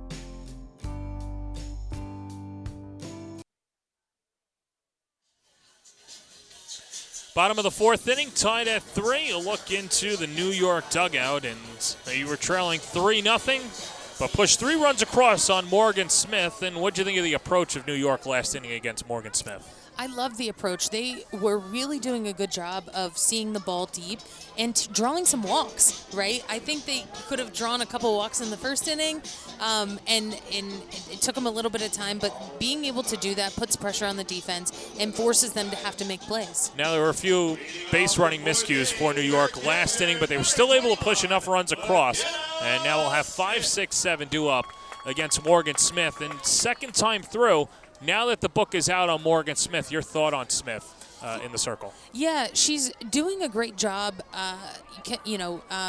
going hard, throwing good stuff. She's working around the zone at times instead of going right at hitters. But I think if she can harness her stuff and really stay locked in, she's going to figure it out. McKenna Smith, Alex Brown, Jenna Laird, 5, 6, 7. Due up for the rise. And a 1-0. This is inside 2-0. I think one of the things that stands out most, too, about Smith right now is she's constantly talking to the defense. She really is like having a 5th infielder out there on the infield. 2-0. And that just misses 3-0. And you're right, and having Morgan Smith on the mound, she's a two-way player. She gets it, normally plays center field, but seen as a leader. And someone that has one of the most experienced, she is one of the most experienced players on the team. That's a fair ball down the left field line, and McKenna Smith is thinking extra bases. Stormy Kotzelnick fields it and fires it in all the way to second as McKenna Smith leads off the 4th with a stand-up double. It's a lead-off double, and that's going to bring up your left fielder, number 25. Good piece of hitting for Smith. That was a great job. That inside pitch, she turned on it so hard. It got out of the infield before Tessie even had a shot to really see it. 6th double of the year. And now Alex Brown with a chance to put New York in front. Brown a ground out to the second baseman. Shows bunt and misses. Strike 1.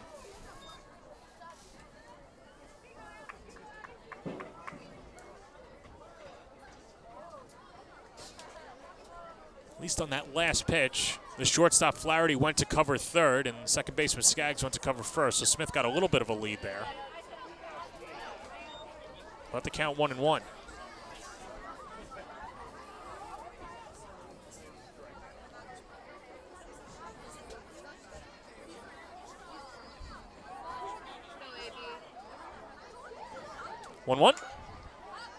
Koutsanopoulos, that's a foul ball, but she completes the play anyway.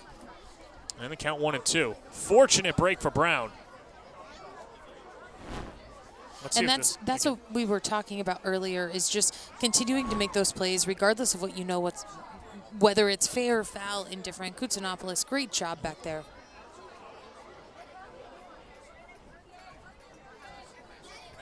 One, 2. Smith fell on the delivery. Only count 2-2. Maybe it's because of the bunny ears. Could be, you're right. Although they look double knotted, now she's pointing to the ground. You always have to replace your divots. You do. And I think she just fell forward, and she's going to get a razzing from her teammates. It looks like she's okay. Maybe her front foot got stuck. Hard to really say. Sometimes on mounds it can be very tacky because they put additional stuff there so that it remains hard to really give a nice surface for pitchers to pitch on because of the drag. So I wonder if it's just a little bit too tacky in that spot that her foot got stuck.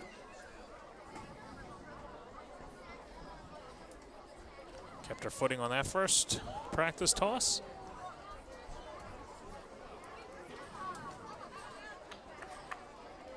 And now ready to go.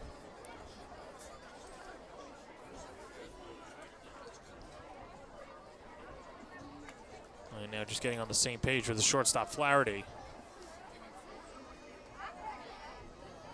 Brown was trying to lay down the bunt, but now 2 balls, 2 strikes in a 3-3 game, home half of the 4th inning. New York looking to break in front.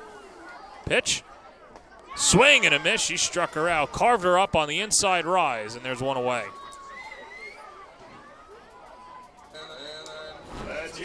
Great job by Smith, really getting this pitch in there, making it so hard for Brown to have any space to work with. 4th strikeout for Morgan Smith, and here's Jenna Laird. Reached on an infield single back in the 3rd. Chops it to first. Long hop for Mac Barbara. Tags the bag. Productive out as McKenna Smith moves over to 3rd, and there's 2 down for Sammy Williams. I like the aggression from Laird, just not quite on time for that pitch. A little delayed in reacting to the inside half.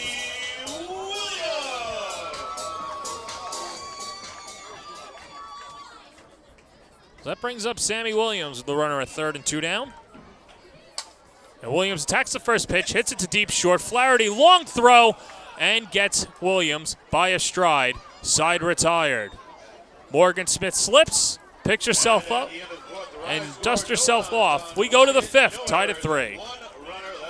College planning is a complex, multi-year journey requiring academic and standardized test success, resume building, and sensible college selection, as well as application savvy.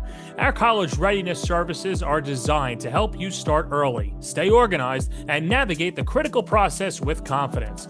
With college admission and financial advising and ACT, SAT test prep, visit methodlearning.com today. Baker Air is a veteran and family-owned heating and air conditioning company from Long Island with more than 3 generations of HVAC experience. We value our customers and take great pride in our work. We strive to make Baker Air's goal to remain fair, honest, loyal, and reliable. Our customers are the ones who keep our small business thriving. Request an estimate today at bakerair.com. AZ Gloveman is Casa Grande, Arizona's quality leather sporting goods provider. Softball, baseball, batting gloves, and more. AZ Gloveman caters to men's and women's slow-pitch softball markets throughout the United States. Build your dream glove today at azgloveman.com.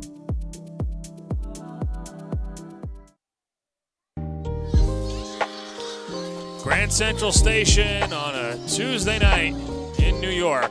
Always a buzzin'. And pretty electric here at Bill Edwards Stadium in a 3-3 game. It is, in a beautiful fall night during summer. New pitcher for New York is Allie Light. Comes on in relief. As Light came out of the bullpen Friday night, went 2 innings. Gave up 3 hits. And a run. No walks and a strikeout. As Mac Barbara due to hit 3rd this inning. Ford finishes the day with 46 pitches, 5 Ks, 3 runs on 5 hits, and now on the mound. Comes in for Allie Light, who comes on for Jalen Ford, excuse me. Gave up 3 runs on 5 hits, 3 walks, 5 strikeouts. I like this change. I like the timing of this change. Jalen has done a great job all game, but being able to mix it up still in a 0-0 ball game or 3-3 game, it's a very good move by Coach Michaela Transu. Tessa Malaulu takes a first pitch strike, 0-1, a walk and a single to right in 2 at-bats against Ford. 2-3-4 due up for Orlando.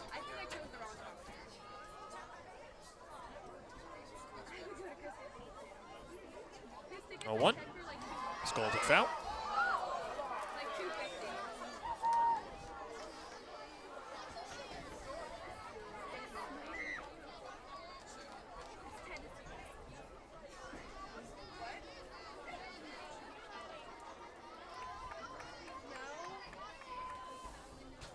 Blampede peering in at third, and of course when you got the speed of Malaulu, not a traditional slapper, but can go the other way. Try and cut down as many strides as you can.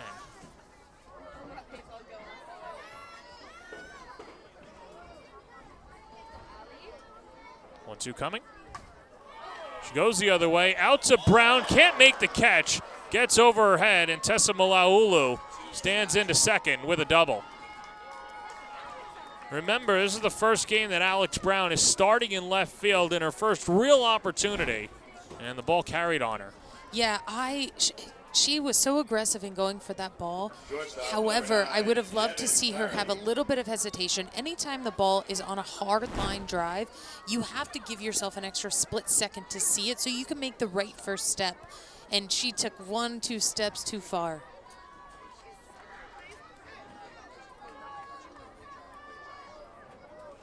Here's Devin Flaherty, lays down the bunt, goes back to the circle. Light fires to first. Williams covers and secures the out as Tessa Malaulu goes to third.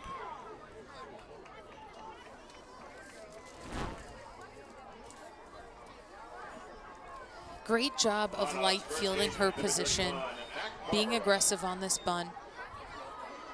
Sammy doing a great job of getting below that ball, looking it in. And so New York has to bring the infield in for Mac Barbara. And fouls off the first pitch, 0-1. Barbara, a couple of walks against Jalen Ford.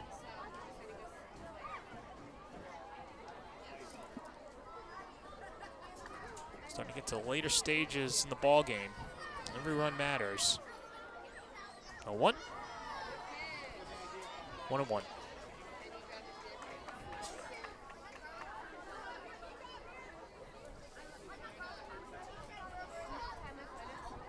Do you have Malaulu running on contact, or do you want to have her see the ball through the infield? You know, I think you have her going on contact on anything on the ground. Well, New York already with 2 errors today. They were able to take a run after Blampede hit the base runner coming home. Part of a 2-run inning back in the third. 1-2 pitch. That's low and away, 2-2.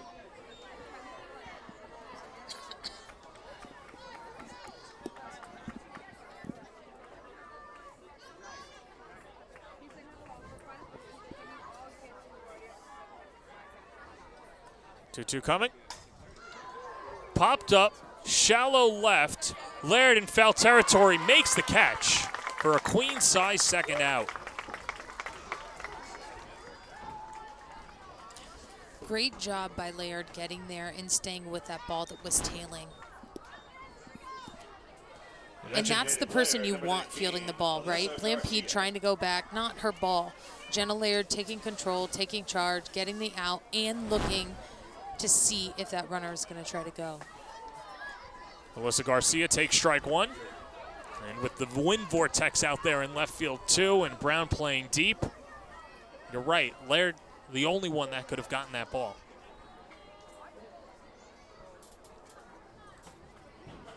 A 1, 0-2.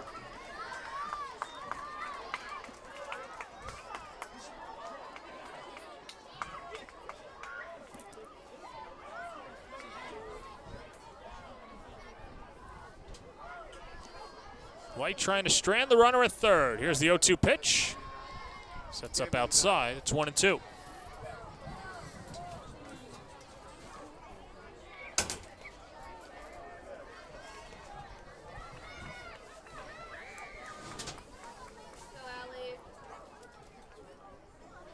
One-two pitch.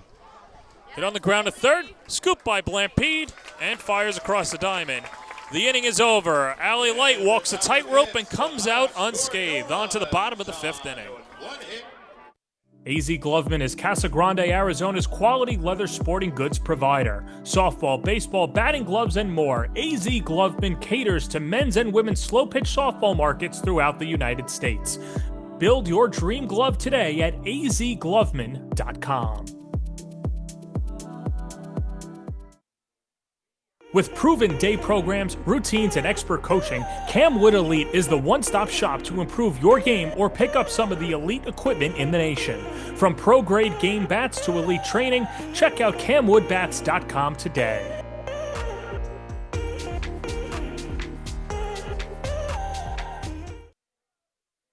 Conveniently located in Rockville Center, Frank's Steaks is a refined but casual, authentic New York steakhouse on Long Island. Since it opened 40 years ago, Frank's Steaks has been committed to serving high-quality prime cuts of beef in a timeless New York atmosphere with a friendly, attentive waitstaff.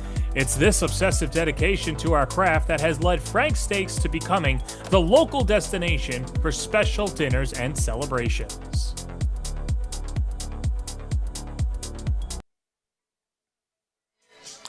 Home half of the fifth inning in a 3-3 game here at Bill Edwards Stadium. She's Adrian Clark. I'm John Perez. 9-1-2 due up for the New York Rise. Kayla Waddle, Lauren Lucas, and Riley Blampede against Morgan Smith, who has thrown 74 pitches, 36 of them for strike, and all three of her runs that she's conceded unearned so far, and has been a battler tonight. Her and Ford both trading jabs. Yeah, we've seen, a great job on both parts, defensively, making some mistakes. But the pitchers are doing a good job, right? They're rolling outs. They're making things happen. It's going to be a dogfight.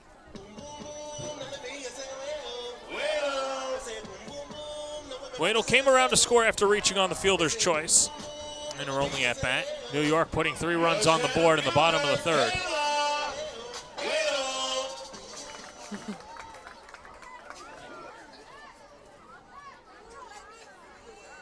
It's our PA announcer, Rob Anderson. Sometimes he has a little too much fun. First pitch misses low to Waddle, and the count 1-0.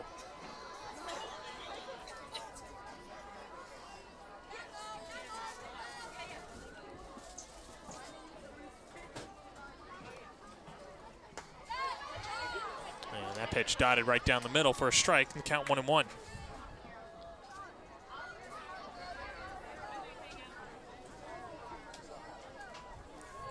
Waddle playing herself into the starting lineup, would come on as a pinch runner, defensive replacement for Courtney Day over the latter 2 games against Oklahoma City.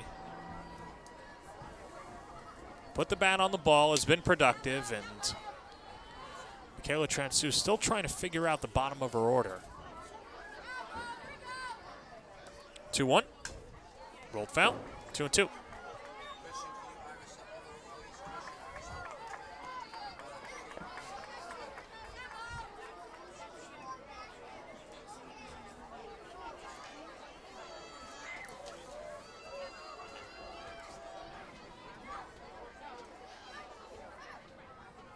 Smith gets the sign and comes home with a 2-2.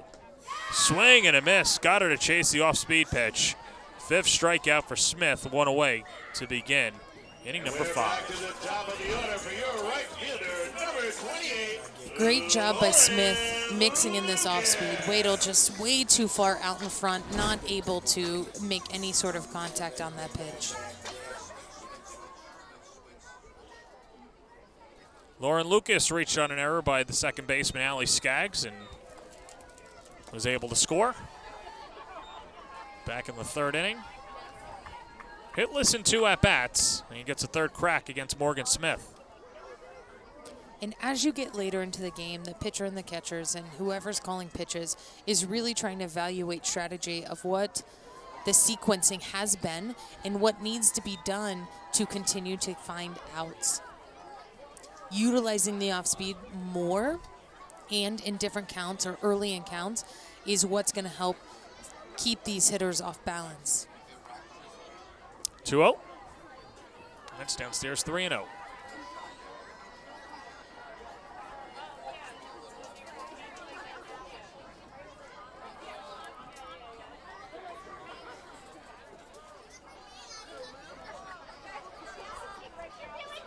Lucas taking all the way, ball 4. 4th walk of the evening for Smith, and a one-out base runner for Riley Blampede. And Megan Wiggins coming out. And let's see if she pulls Smith with her as well, talking to home plate umpire Kevin Andrews.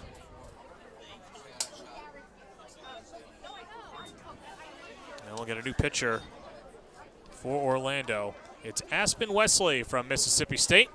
And Wesley, a recent signee for Orlando.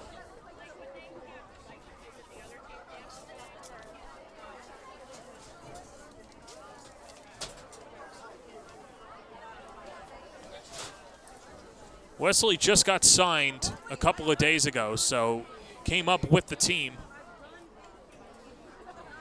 And the newest addition for Orlando. But she comes in for Morgan Smith, and it wasn't the pitch count. We'll take a quick break. We'll meet Aspen Wesley when we come back on the All Women's Sports Network. With proven day programs, routines, and expert coaching, Camwood Elite is the one-stop shop to improve your game or pick up some of the elite equipment in the nation. From pro-grade game bats to elite training, check out camwoodbats.com today.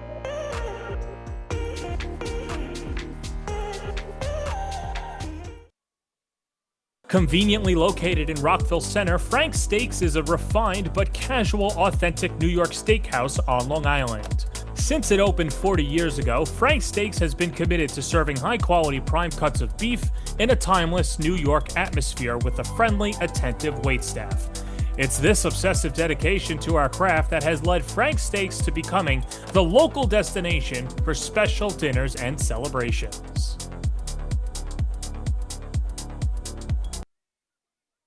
Baker Air is a veteran and family-owned heating and air conditioning company from Long Island with more than 3 generations of HVAC experience. We value our customers and take great pride in our work. We strive to make Baker Air's goal to remain fair, honest, loyal, and reliable. Our customers are the ones who keep our small business thriving. Request an estimate today at bakerair.com. AZ Gloveman is Casa Grande, Arizona's quality leather sporting goods provider. Softball, baseball, batting gloves, and more. AZ Gloveman caters to men's and women's slow-pitch softball markets throughout the United States. Build your dream glove today at azgloveman.com.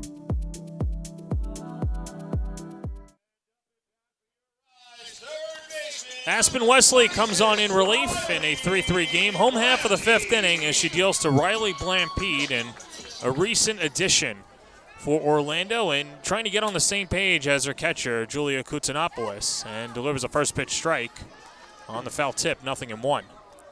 An abnormally longer timeout as you're trying to assess a pitcher that you've never caught before. And thrown into the fire, too, late in the game. And that pitch misses outside, and the count 1-1.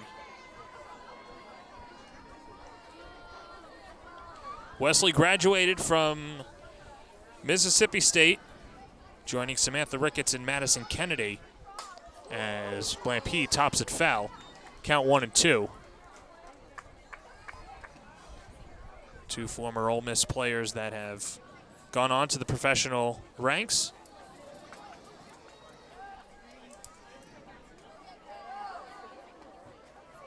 Or Madison Kennedy, excuse me, and head coach was Samantha Ricketts. Comes a 1-2 upstairs. Count 2-2.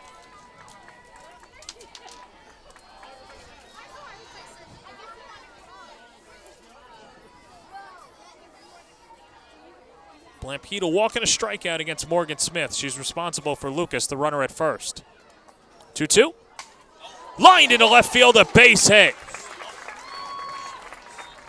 Blampede smacked it into left to keep the inning going. Lucas ends up at second. And a couple of runners on for Courtney Day. Great job by Blampede attacking this ball. She smoked that to left field.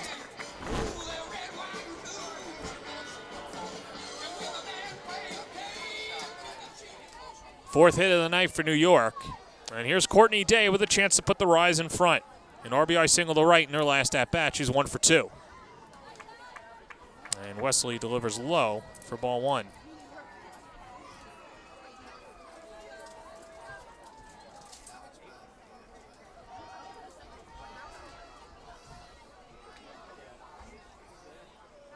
1-0 pitch. That dives low, 2-0.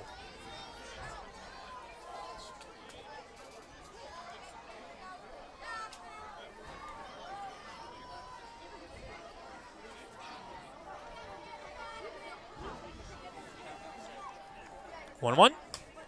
Day pops it up center of the diamond. Flaherty's calling for it. Infield fly was called.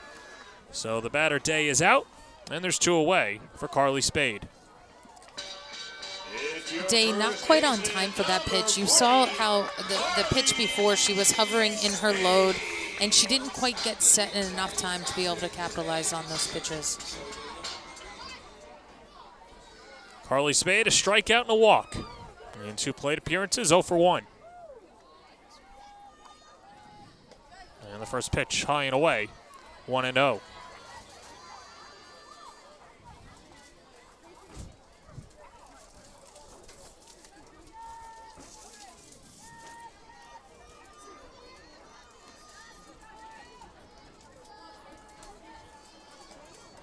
One-0 pitch, and that's lofted foul, and the count 1-1.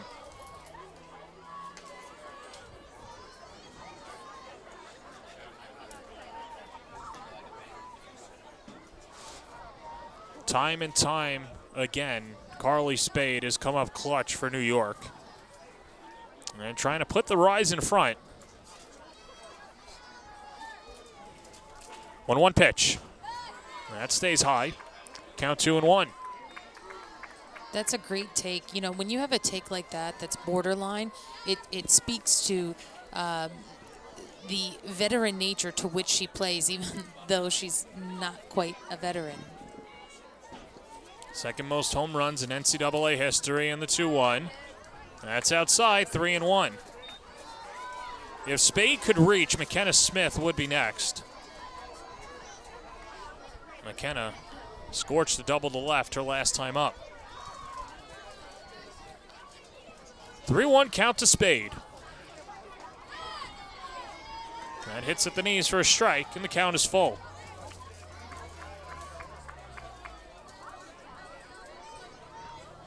Aspen Wesley trying to put out the fire and send this game to the 6th, tied at 3. Payoff pitch. Upstairs, ball 4. And so the inning continues, and McKenna Smith will step up to the plate.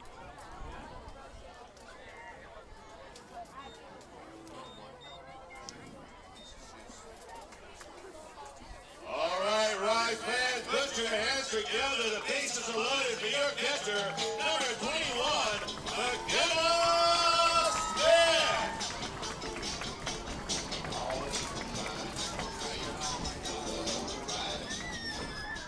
Prime opportunity for Smith, perhaps a little redemption too, for some of the fielding miscues.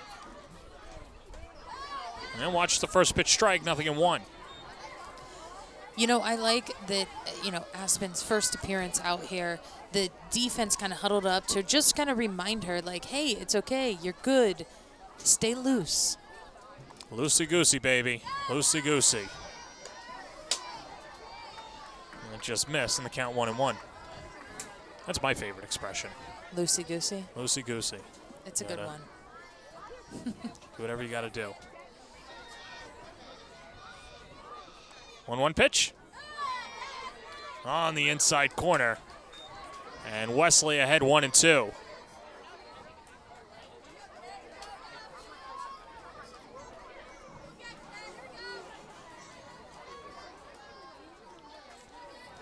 Lucas at third, Blampede at second, Spade at first. 1 ball, 2 strikes in a 3-3 game. Hit in the air, shallow right. Skaggs goes out, makes the catch on the outfield grass, and New York leaves them loaded. We're tied at 3, going to the 6th. Baker Air is a veteran and family-owned heating and air conditioning company from Long Island with more than 3 generations of HVAC experience. We value our customers and take great pride in our work. We strive to make Baker Air's goal to remain fair, honest, loyal, and reliable. Our customers are the ones who keep our small business thriving. Request an estimate today at bakerair.com. College planning is a complex, multi-year journey requiring academic and standardized test success, resume building, and sensible college selection, as well as application savvy. Our college readiness services are designed to help you start early, stay organized, and navigate the critical process with confidence. With college admission and financial advising and ACT, SAT test prep, visit methodlearning.com today.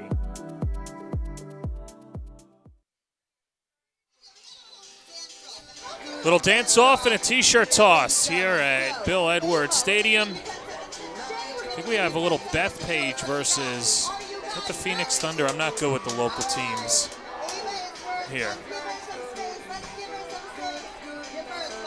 So let's see. All right, so we're going to put you to the task. You got to judge the dance-off here. Okay. This is Bethpage representing. Oh, dropping it like it's hot. All right, strong showing from Ava. Love the energy. And here comes Shay representing her team, the Thunder. Shay, come on, a little enthusiasm, Okay. Shay. You know what that was from Ava? Ava came in with a plan. That's She it. dominated. She showed her will. She was confident. She was confident, She right? was confident, right? There was no rhyme or reason to what she was doing. She just kept moving.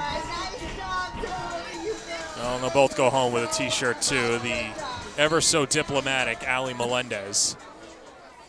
But Ava, congratulations on a job well done. And you know what? I know coaches say it all the time.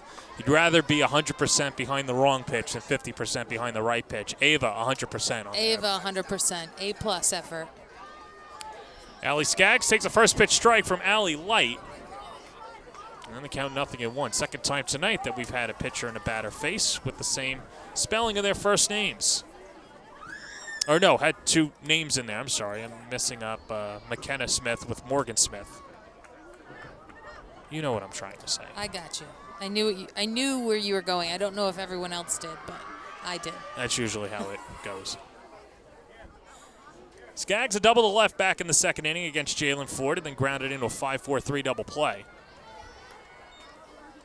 And ahead in the count 2-1. 6-7-8 due up against Allie Light, who gave up a leadoff double to Tessa Malaulu, stranded her at third. Keep it a 3-3 game. 2-1. Inside, 3-1.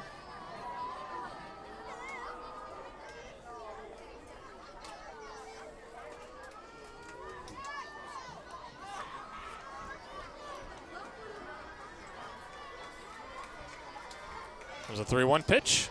Lofted foul. And the count 3-2.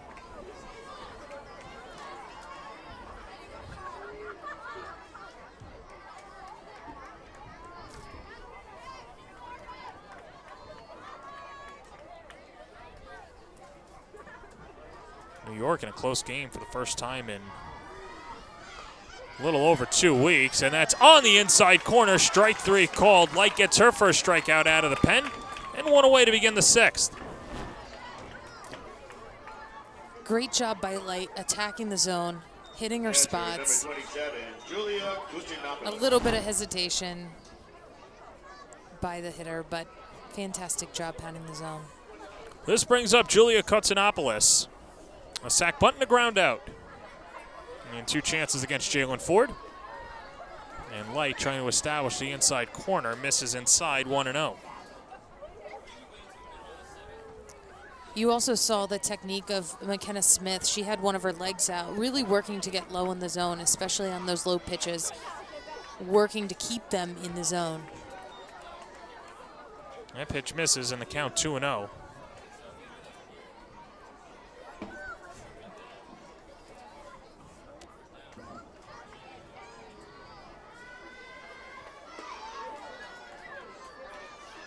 Light gets the strike.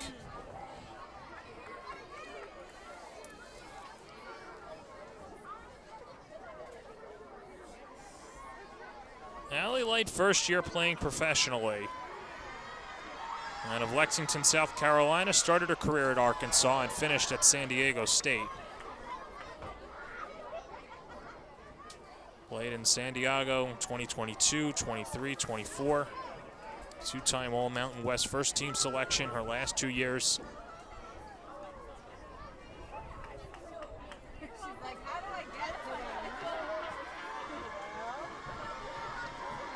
Comes home with the 2-2. Ripped foul down the right field line.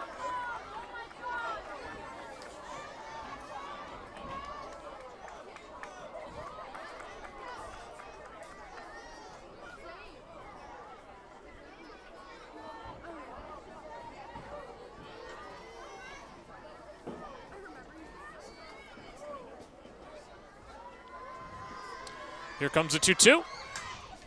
Hit on the ground to second. Williams so smooth at second base with the backhand and 2 quick outs to begin the 6th. She's a vacuum. She doesn't miss anything. Always seems to be perfectly positioned, too. She does. Carly Spade providing the vibes. Williams all business.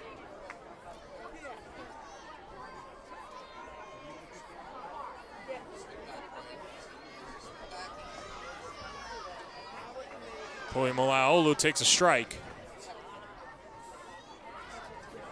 Malaolu reached on an error back in the 2nd, an infield single in the 4th, and stole second base, but was stranded there.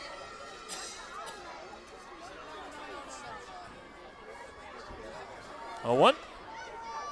0-2.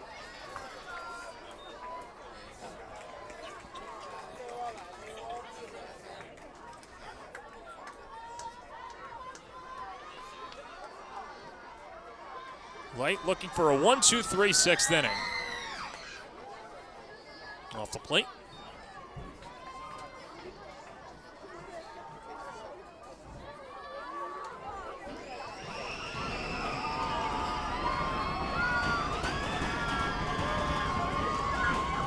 Crowd getting into it. 1-2 on the way. Hit in the air out to right field. Going back is Lucas. It's going to one-hop the wall as Lucas tracks it down. And Chloe Malaolu is into second base with a double. Great job by Chloe working this count, getting a pitch she can handle, and driving it opposite field. Left fielder, number 44, Stormy Kotelnick.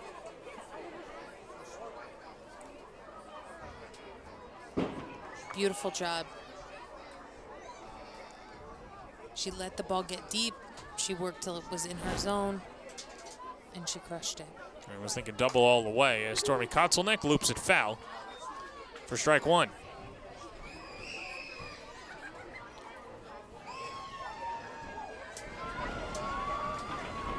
Well, Light last inning left Tessa Malaolu stranded at third base. This time trying to leave Chloe at second base. Ahead in the count, 0-1 to Kotelnick.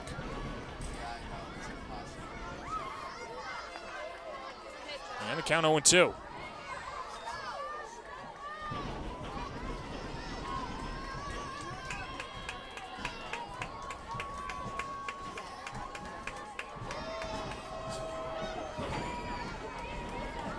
No 2 on the way from Light. Set up pitch outside, 1-2.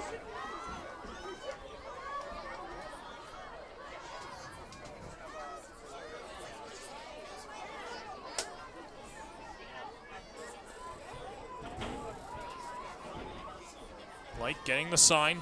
Now comes home with it. And that's scalded to deep center field. Sayonara! A go-ahead 2-run home run for Stormy Kotelnick. And Orlando pulls in front 5-3.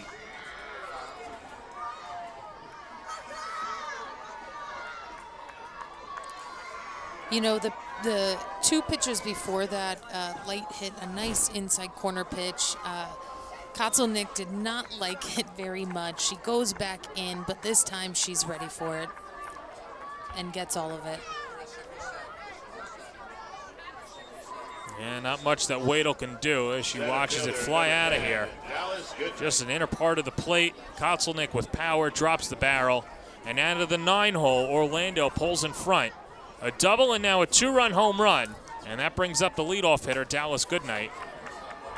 And that gets past Alex Brown into left field, a base hit. Goodnight thinking 3. Relay throw from Laird.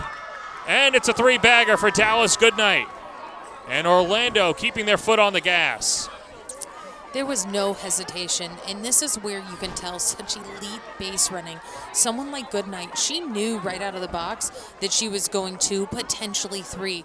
And then you can see right before second base, as she's getting there, she's looking at where she's picking the ball up and knows that she has a chance to get in there.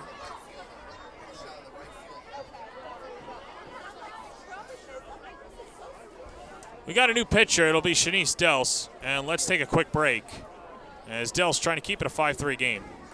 At the rise of making it With proven day programs, routines, and expert coaching, Camwood Elite is the one-stop shop to improve your game or pick up some of the elite equipment in the nation. From pro-grade game bats to elite training, check out camwoodbats.com today.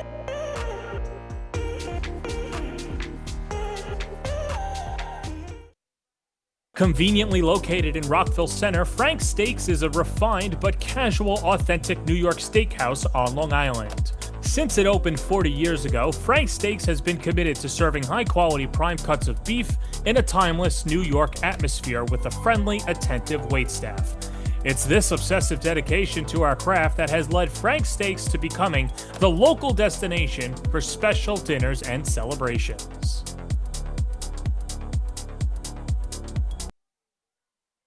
At Just Bats, our business strategy is simple. Get the perfect bat for you on time, every time, exactly as you promised. We not only provide you with the baseball bats and softball bats, but we also provide you with a winning experience and a promise like nobody else.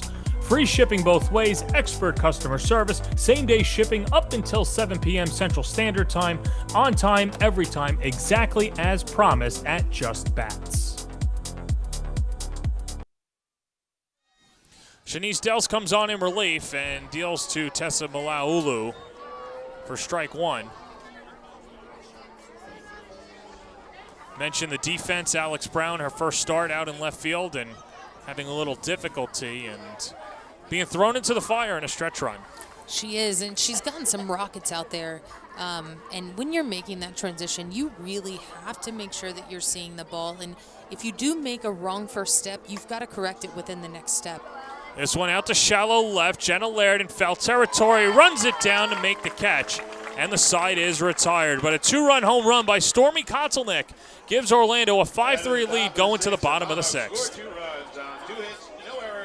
College planning is a complex, multi-year journey requiring academic and standardized test success, resume building, and sensible college selection, as well as application savvy.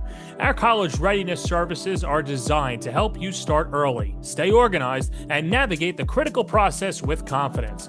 With college admission and financial advising and ACT, SAT test prep, visit methodlearning.com today. Baker Air is a veteran and family-owned heating and air conditioning company from Long Island with more than 3 generations of HVAC experience. We value our customers and take great pride in our work. We strive to make Baker Air's goal to remain fair, honest, loyal, and reliable. Our customers are the ones who keep our small business thriving. Request an estimate today at bakerair.com. With proven day programs, routines, and expert coaching, Camwood Elite is the one-stop shop to improve your game or pick up some of the elite equipment in the nation. From pro-grade game bats to elite training, check out camwoodbats.com today.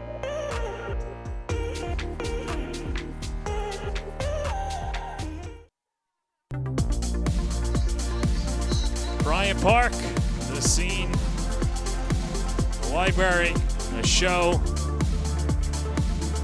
How about some yoga in the middle of Times Square? Trying to get some peace in the busiest place in the city.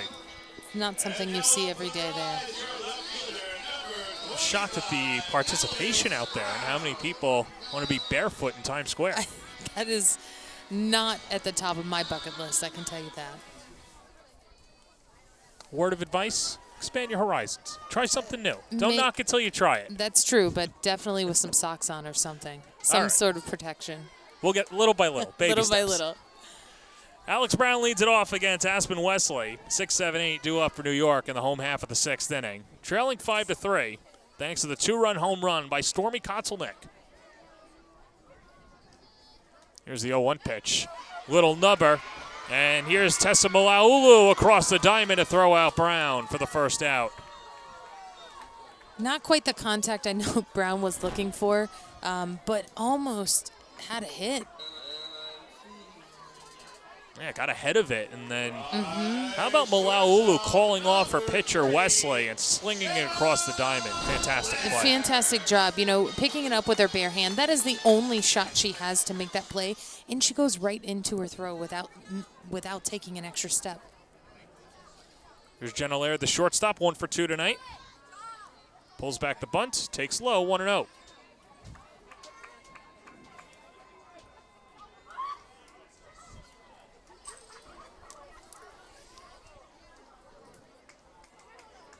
New York trying to rally against Wesley and trying to put some speed on the base paths.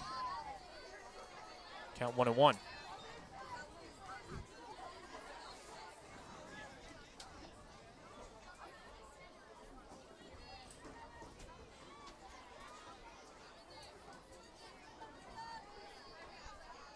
One pitch, Laird rips it foul. 1-2.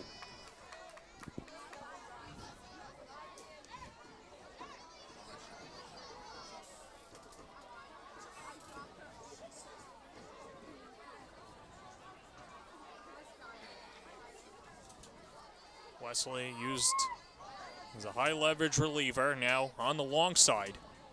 Trying to shut down New York. Trying to get through Laird, 1-2. In the dirt, good stop by Koutsanopoulos. 2-2.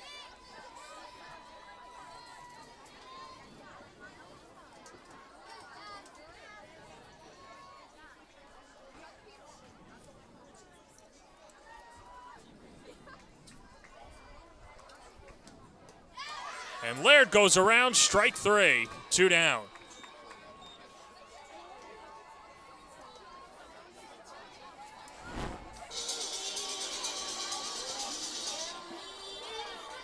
Up in the zone, Laird caught chasing, not quite what she was looking for. And so we'll get a pinch hitter, Sophia Nugent, for New York. Nugent coming in to hit for Sammy Williams. As Michaela Transu trying to find a little lightning in the bottle.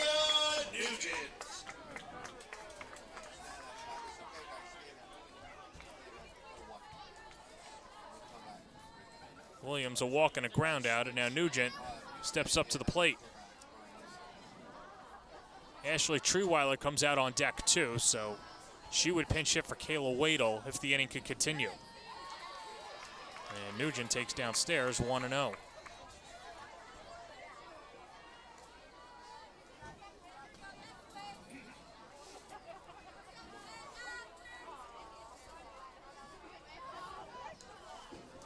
Nugent hitting .212 on the year, 2 home runs, 5 RBIs. Went 1 for 2 with a 2-run shot last night. Was hitless in the series against OKC.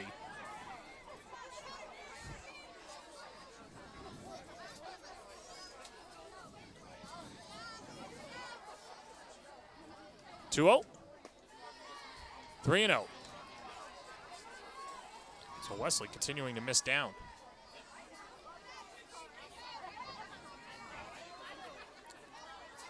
Yeah, Koutsanopoulos is working real hard to try to get these pitches for her pitcher, but they're a little too far out of the zone. Nugent taking all the way, and the pitch right down Broadway. 3-1. And catchers have to be mindful, right? You don't want to be caught framing everything, right? You want to frame the pitches that are borderline, the pitches that you know you could potentially get the umpire to call a strike on. Good hitters count for Nugent. 3 balls and a strike, 5-3 Orlando lead in the 6th. Inside, ball 4. And so the tying run will get to the plate as Nugent's aboard and Treeweiler will step up to the dish. Second walk out of the pen for Wesley.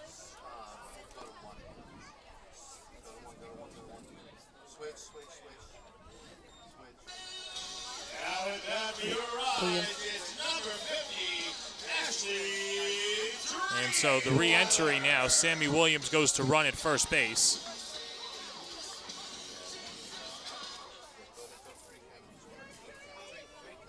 So there's Wesley, there's Williams, and there is Ashley Treeweiler at the plate. So Nugent does her job, gets on base, and Ashley Treeweiler takes a strike, 0-1.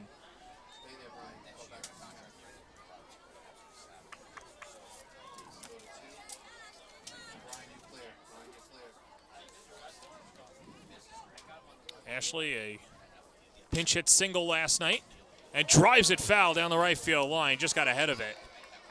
Count 0-2.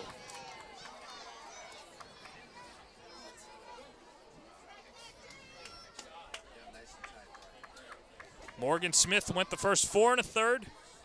Gave up 3 unearned runs, walked 4 5 strikeouts, and Wesley trying to get through the 6th inning with her team leading by 2.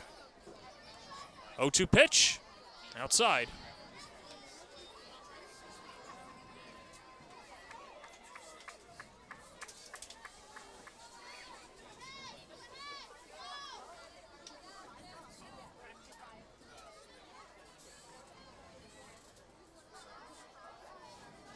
Wesley getting the sign. Here comes a 1-2.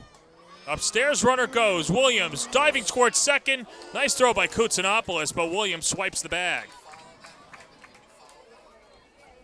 Late tag coming from Skaggs, and Williams showing off her wheels.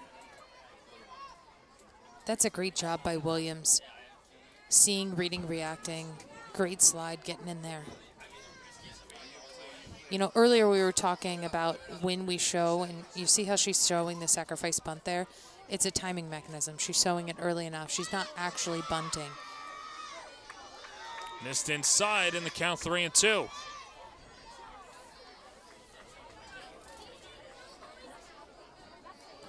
Lauren Lucas would be next.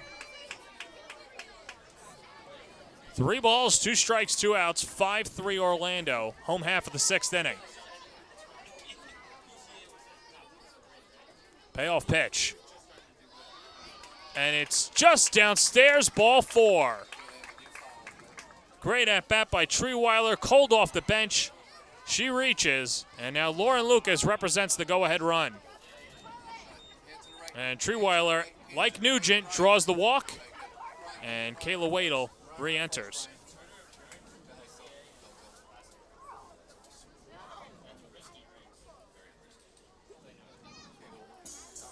Now batting right fielder number 28, Lauren Lucas.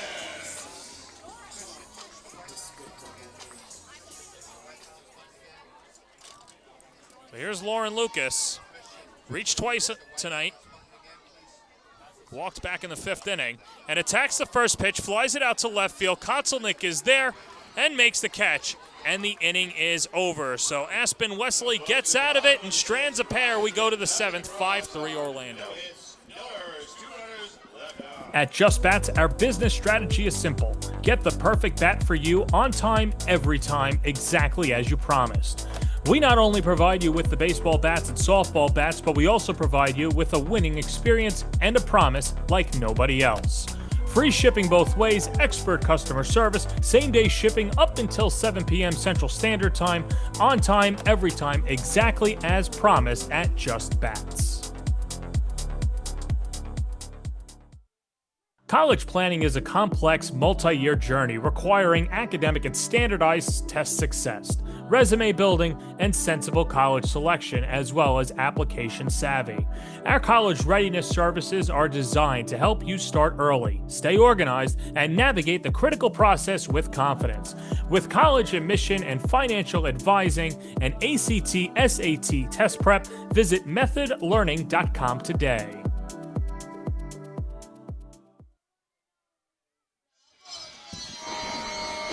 Double play, trying to spark the crowd into it. Keep it a 5-3 game as Shanice Dels comes on. And let's take a look at double play. There you go. Back in your heyday, how many somersaults, backflips What are we looking at for a young Adrian Clark? For a young Adrian Clark, well, I was a cheerleader for 9 years, so there was a lot of tumbling and a lot of backflips and back handsprings. Okay, so you're saying you could rip one all the way down the right field line. I mean, back in the day. Back in the day, maybe not the whole length, but maybe like halfway. Okay. And you were saying you were a tumbler, not a flyer. Well, I was a flyer when I was younger, but Right. then once I hit about 8th grade, I became a base. Okay. I hit puberty, I got muscles, and, I gotcha. and then I became the person throwing the flyers around. So we all have our roles. We got to adapt to the personnel. That's right. You got to pivot.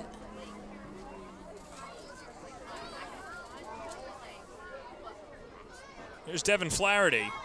Behind in the count, 0-2.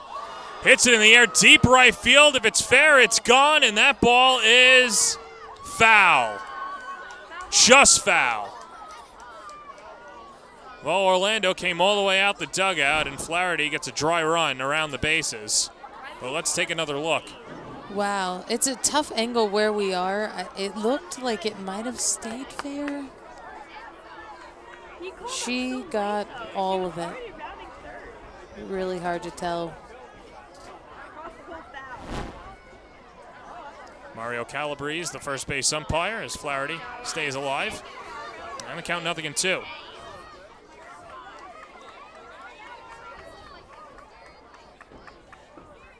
You know, when the balls are hit that high, it is significantly more challenging based on the pole that looks super tiny. 0-2 misses just inside. It's 1-2.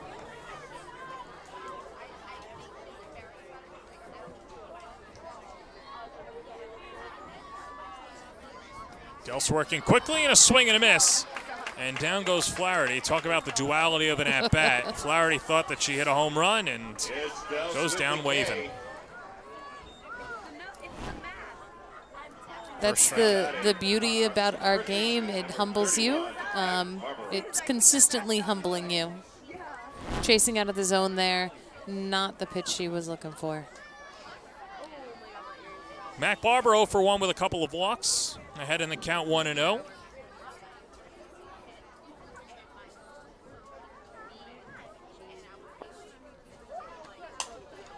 It on the ground to first, knocked down by Spade. And tags the bag for the second out. Great job by Spade staying down on this ball and using her body to keep it in front. Designated player, number 19. Mac hits it hard. You can see her just drop to the ground. You know, not the best read on the ball, but if you can keep your hips low and drop your knees to the ground, you're going to be able to see the ball in. You want to be able to get your eyes as close as you can to the ball, which is on the ground. Meanwhile, Shanice Dels continuing to pump strikes.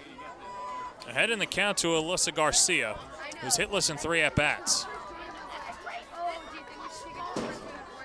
In the bottom of the 7th, New York will have 2, 3, 4 due up in their order. Riley Blampede, Courtney Day, and Carly Spade. A lot of pop, but they need base runners. And they need it to be a 5-3 game. Dels a strike away from achieving that.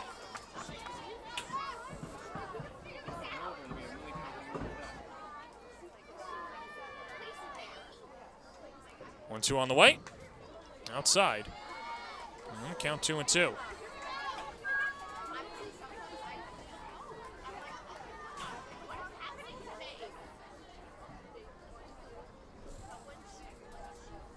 Two pitch. Swing and a miss. She struck her out. Carved her up. 2 strikeouts to the 4 batters that Dels has faced. And now New York will look to rally in the bottom of the 7th of a 5-3 game. It's a 1-2-3 inning in the top of the Phoenix Tube is one of the world's leading stainless steel long products, with focus on ornamental and structural tubing, as well as processed flat bar. What began as nothing more than the founder's vision, the company started from very humble beginnings in 1980. 40-plus years later, the company has over 25 production lines, as well as a full line of slitting and finishing capabilities. An everyday commitment to uncompromising quality and superior customer service has enabled them to build a loyal customer base. The growth has been further fueled by continued and heavy investment in state-of-the-art equipment and technology, enabling them to remain at the forefront of the industry. As Phoenix 2 begins its 5th decade, it looks forward to a promising future with the same commitment to the principles that have guided them for these years. Learn more today at phoenixtube.com.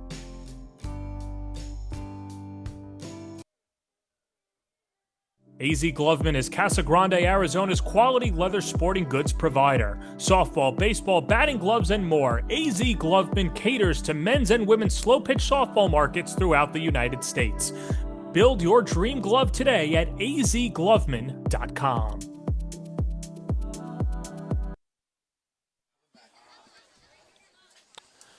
There's double play, telling all of you to get loud at home. We just pump up the volume a little bit, and New York tries to rally.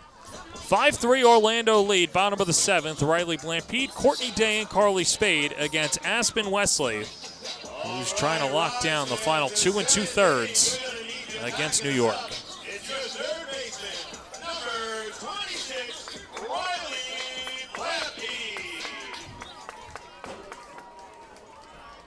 Blampede singled to left in her last at-bat, hit a scorcher over the glove of Tessa Malaulu.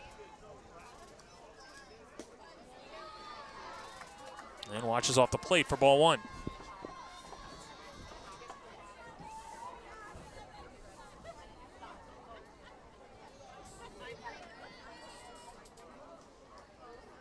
Wesley working quickly. Pours in a strike, 1-1.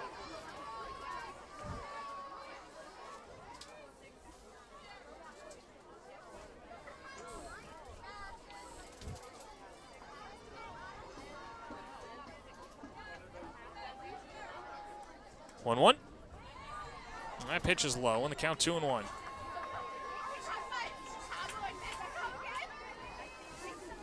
One more home game tomorrow night on the All Women Sports Network, 7 p.m. Could be a potential rubber match. The 2-1, swing and a miss. 2-2.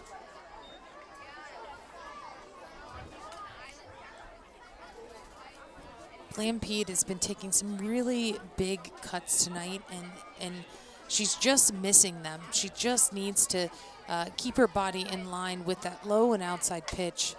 And scorches it down the left field line, a base hit. Blampede looking for her second hit of the day and looking for the double. She's got it.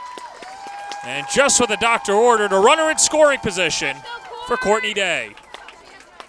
It's a leadoff double. And now batting your designated player. Fantastic job on that inner half pitch. I was a little surprised, quite honestly, that Aspen went back in on her, considering what that last swing looked like, but she was ready for it, and that's what she wants. She's looking for something on the inner half of the plate. Courtney Day 1 for 3 on the day, an RBI single back in the 3rd. Takes inside for ball 1. Let's go, Court!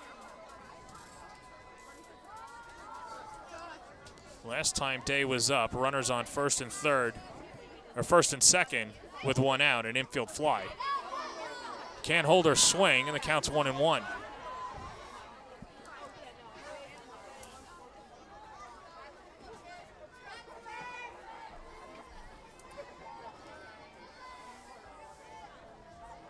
Day looking for that June power in late July. 1-1. Low, 2-1.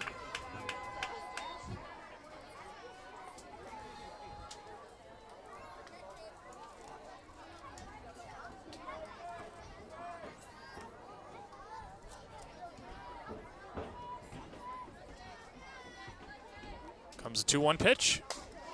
Hit in the air, deep left field, down the line. It is a foul ball.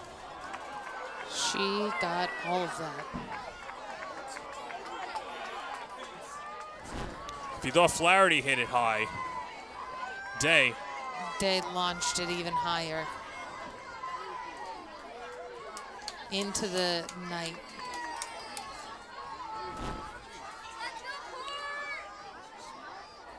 So 2 balls and 2 strikes, nobody out, bottom of the 7th inning. Pitch from Wesley. Swing and a miss. She got her to chase. Good off-speed pitch for out number 1. Yeah, that's textbook, right? Anytime you get a hitter that's that far, that on time or that far out in front, you really need to be able to throw something that's the opposite, which is off speed. Here's Carly Spade, a pair of walks tonight and a strikeout back in the second inning. She's 0 for 1. Wesley gets strike 1.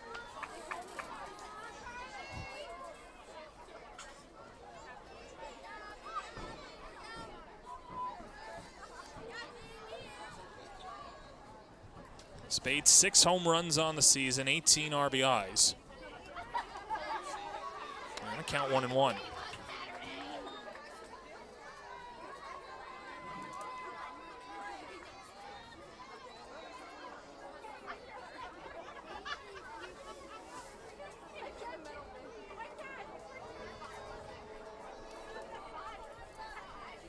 One on the way.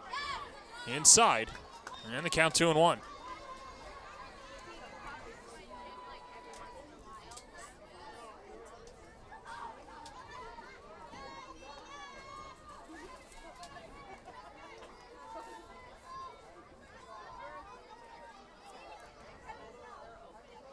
Comes the 2-1.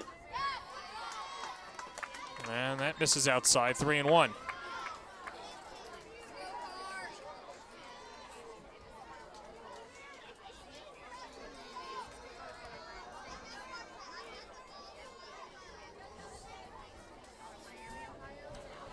Good hitters count to Carly Spade. New York looking for some late magic. Pitch. Lifted out to left field. Kotzelnick lines it up, makes the catch for out number 2. Not quite enough, but she did hit it well. It looked like she just didn't get enough of it to really get it over the fence. And just got out in front of it. Spade with some power, but just not there that time as McKenna Smith 1 for 3 on the night, a double back in the 4th inning. Blampede the runner at second. And the first pitch misses inside, 1-0.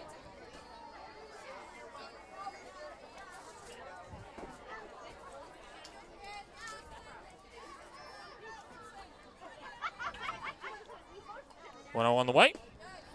That's low. 2-0.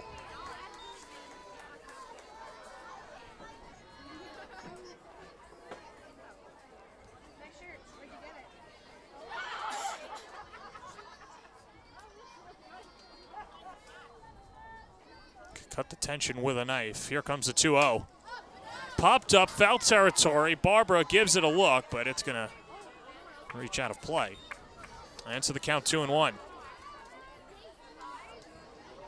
Well, McKenna Smith has turned a corner over the last 3 weeks. And in particular, hitting above 500 over her last 6 games. The power has been there. A couple of doubles against OKC, high off the wall yesterday. And now the 2-1 pitch. Swing and a miss. Good off-speed pitch by Wesley, and New York's down to its final strike. Yeah, the Rise have done such a great job of battling and keeping themselves in this ball game. Being able to get the tying run up to the plate and getting 3 opportunities to get it done is impressive. 2 balls, 2 strikes, 2 outs. 5-3 Orlando. The pitch. Hit on the ground to short. It hits off the glove of Flaherty and into left field, a base hit. Blampede's going to round third. She scores as New York stays alive on the hard hit ground ball by McKenna Smith, and that makes it 5-4. Great job by McKenna, hitting it hard and legging it out. Misplayed by Flaherty. Couldn't decide if she was gonna, attack it or get that deep angle, and then it just got the best of her. So it's an error, second error of the evening for Orlando, and now an opportunity for Alex Brown to keep things going and play the role of hero. First pitch to Brown, right down the middle for a strike, 0-1. Brown hitless in 3 at-bats, a couple of ground outs, and struck out looking. Second at bat against Aspen Wesley. New York eyeing its 11th win of the year. The 1 pitch. That's low, 1-1. You like cheering for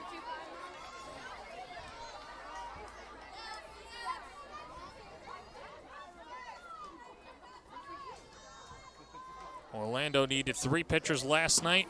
Wiggins hoping that they only need 2. The 1-1 pitch.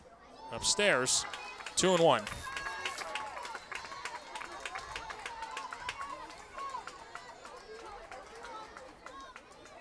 This is where you get to the speed part of the lineup. If Brown can reach, you've got Laird on deck. 2-1 on the way. Hits the inside edge, 2-2, and once again the rise down to our final strike.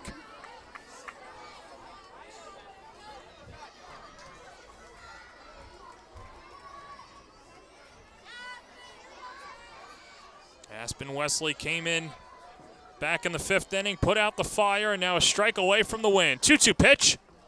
Hit on the ground right side. Barber is there, makes the play, tags the bag, and the ball game is over. Orlando picks up the road victory thanks to a 2-run home run by Stormy Kotzelnick in the bottom of the 6th inning as they take it on a 5-4 final here in New York, and Orlando making plays when it mattered most. Yeah, they did a great job.